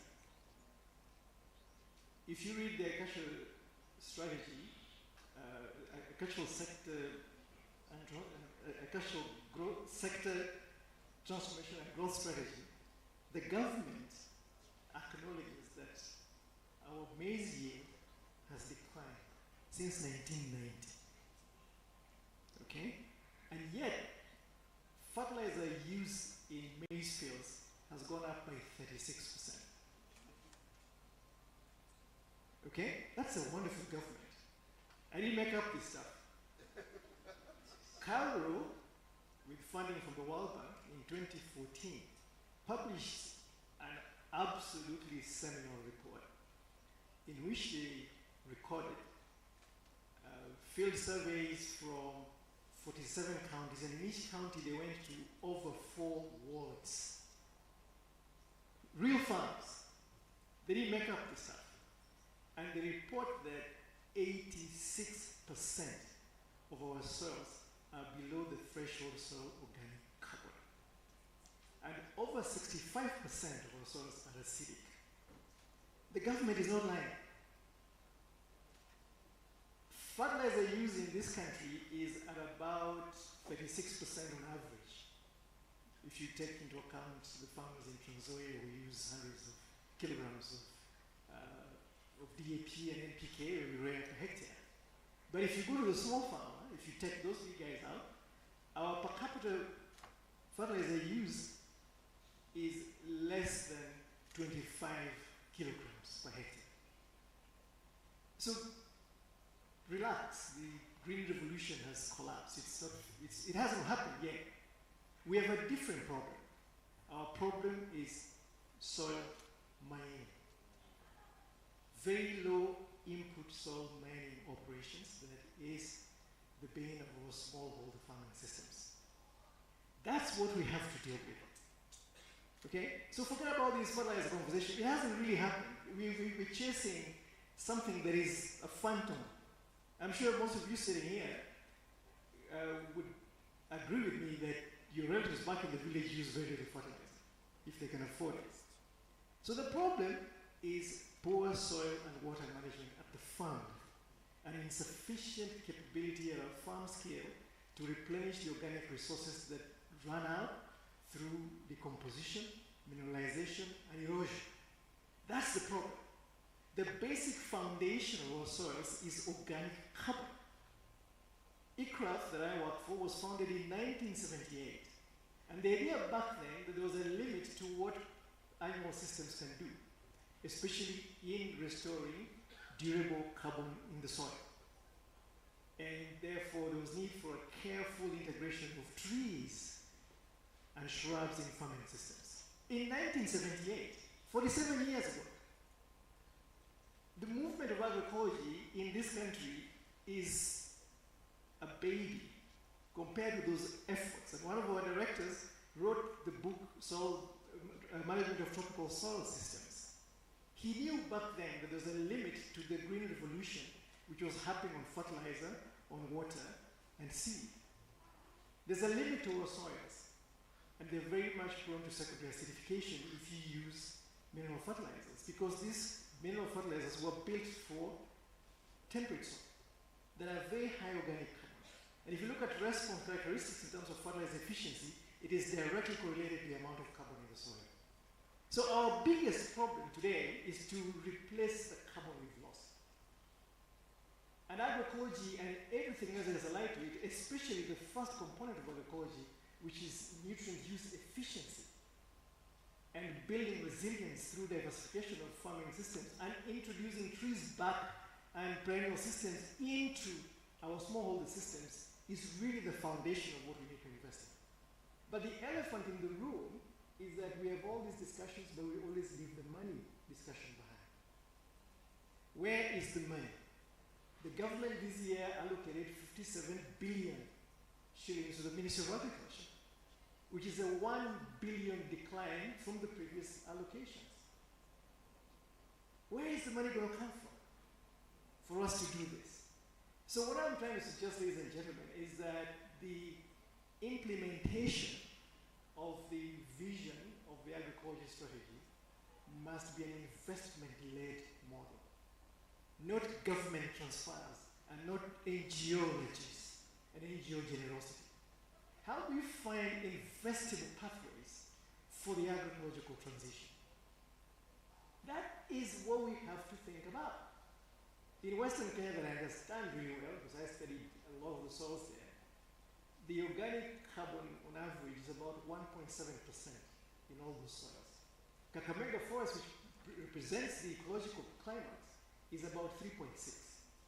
Some of my colleagues, Barab and Lau, argue that if we move the soil, if we return just 70% of the ecological climax, we basically get the threshold where you have all of these things happening, especially phosphorus access, which is always locked in the soil. Our soils don't have a problem with phosphorus. It is just not accessible because of the other chemical complications that we have, which I wouldn't go into.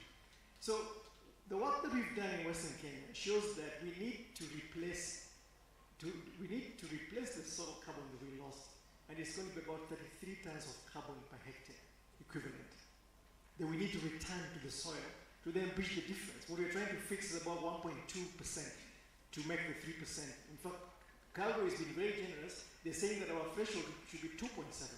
There are soils in areas we speak today that are at 0.34% of carbon. Those soils are ecologically dead. And we are busy here trying to touch our farmers to basically farm out of those fields. Is there something wrong with us? But the question we always leave behind, we talk about the fertilizer subsidy. Where is the subsidy for putting back carbon in the soil? Where is the investment model to bring carbon back from everything that we know in a circular bioeconomy? Nairobi, Kisumu, Mombasa, Eldoret generate so much waste that is rotting in landfills and generating methane. We have an army of young people who can put to work to create a new circular bioeconomy, a green ecological pathway to return carbon to the soil. Because, ladies and gentlemen, we can dance as much as we want, but as long as there's no carbon in the soil, forget agriculture. Let's be honest, it's never going to work. It's never going to work. And the deficit now is known. It is 33 tons in most of Western Kenya. Take that on average, 20 million hectares of land that we're cultivating. If we're in deficit 33 tons, do the math. And how much organic resources do we need to replace that? In stable carbon, not cow dung. Cow dung is very unstable. It basically produces just about 30% organic carbon. It is one of the most inefficient ways to deliver carbon back to the soil.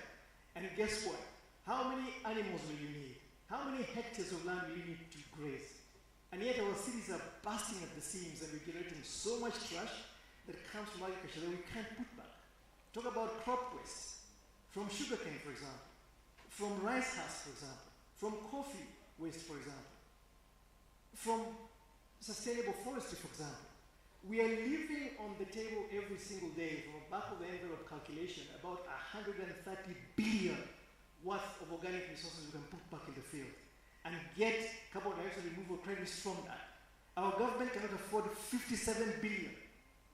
We harvest 8 million tons of sugarcane in Western Kenya. That is equivalent to 1 million tons of biochar equivalent. Then we generate this 130 billion in direct revenues from CDR, and you can use that to replace the soil organic carbon in stable 80% carbon, the most durable carbon, loses only 3% in 100 years. So the question is, what the hell is wrong with us? Thank you very much. Professor, hey, okay. That is called a wake-up call. We are leaving it sitting somewhere, and yet it can be used. Can you imagine? And I think the answer is right there. Bold, scaled action. That's what we need. Now, these brains that are in this room, and the information that is in this room, how do we move it to the next step? Make sure that it gets to policy, gets to action. How do we do that? How do we do that? The solutions are here. You have the solutions right here with you, including people who are living the testimony already. You can see difference happening. Yeah, the challenge is with us. We need. What is wrong with us? What is wrong with us? What? Okay. What? I wouldn't add that one, but I agree with you. So as you ponder those things, ladies and gentlemen, we must figure out. And Pelham, you need to guide us because you're the one who put us together. You're the center of all these beautiful brains and minds, and so you need to help us to move to the next. Yeah, we need to come to it. And I like what you said. We cannot be left out of the digital space, out of the media space. We must be in the media. Must be talking about this. And I'm representing media. You know what? By the way, I'll promise you something. I will run a podcast to make sure that we can talk about these kind of things. Yeah, that'll be my contribution. Yeah, let's do this because this information needs to be out there. Yeah, and I think, we have got the Gen Zs, when they get this information, they will force it across to the people that need to be. I know Gen Zs are not liked very much, but they're making a difference. They're making the difference that needs to be. We can no longer be talking about what the hell is wrong with us. We can be talking about why are we not moving faster, but we should already move in the right direction. Yeah, thank you very much. With those great, we give a round of applause to all those partners and the wonderful contribution they made. Dr. Ari, thank you very much for really wonderful. Dr. Ronald back there as well, and everybody else, Gary and everyone who spoke. I really appreciate each and every one of you. We are running very late, as you can see. I think we need to replenish our energies. Immediately we come back here, we are going to the breakout sessions. I believe they're called the side events. You call them side events, Very interesting. I've never heard that one before, but it's really nice. Sorry. So I spoke with my advisors, and I was told, where's Stella? Stella, we'll do the session, the breakout session, the plenary session tomorrow morning. We'll manage a way to squeeze it in there and make sure that we talk about inclusion. At that time. We're not trying to put it aside, no, that's not what we're trying to do. We want to put it front and center. We'll do the first thing tomorrow morning, all right?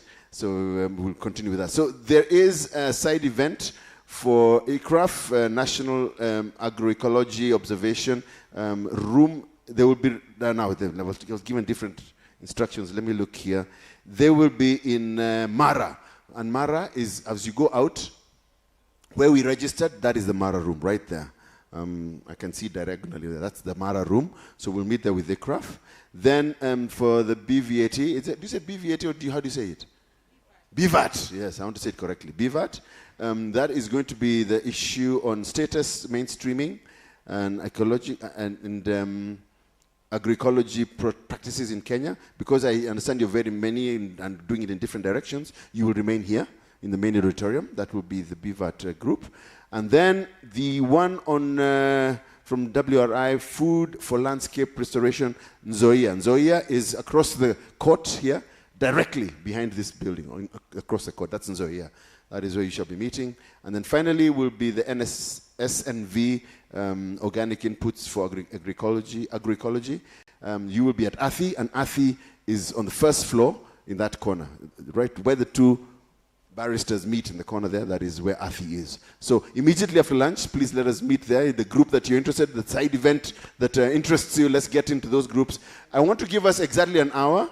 The way to go to lunch is out this door and right across past where the exhibitions are, across the car park, and you will be directed from there by our good ushers. So please, let's go for lunch. Can we do 1 hour? Yeah? Can we start exactly at 3:30? Would that be good? Then we do the side events. Then immediately after the side events, I think there will make sure you also check out the exhibitions, and we shall be knowing who the winners are tomorrow. So make sure your exhibition looks really nice. I've tried out sampled some things already. I'm going to sample a lot more, and hopefully we can continue enjoying the knowledge, and of course move it to the next level. Stella, we shall be doing your panel tomorrow. First thing in the morning. Yes, so just wanted to let you know that. But we have not sidelined it at all. It is just the time has chased us quite fast. Ladies and gentlemen, bon appetit. Thank you.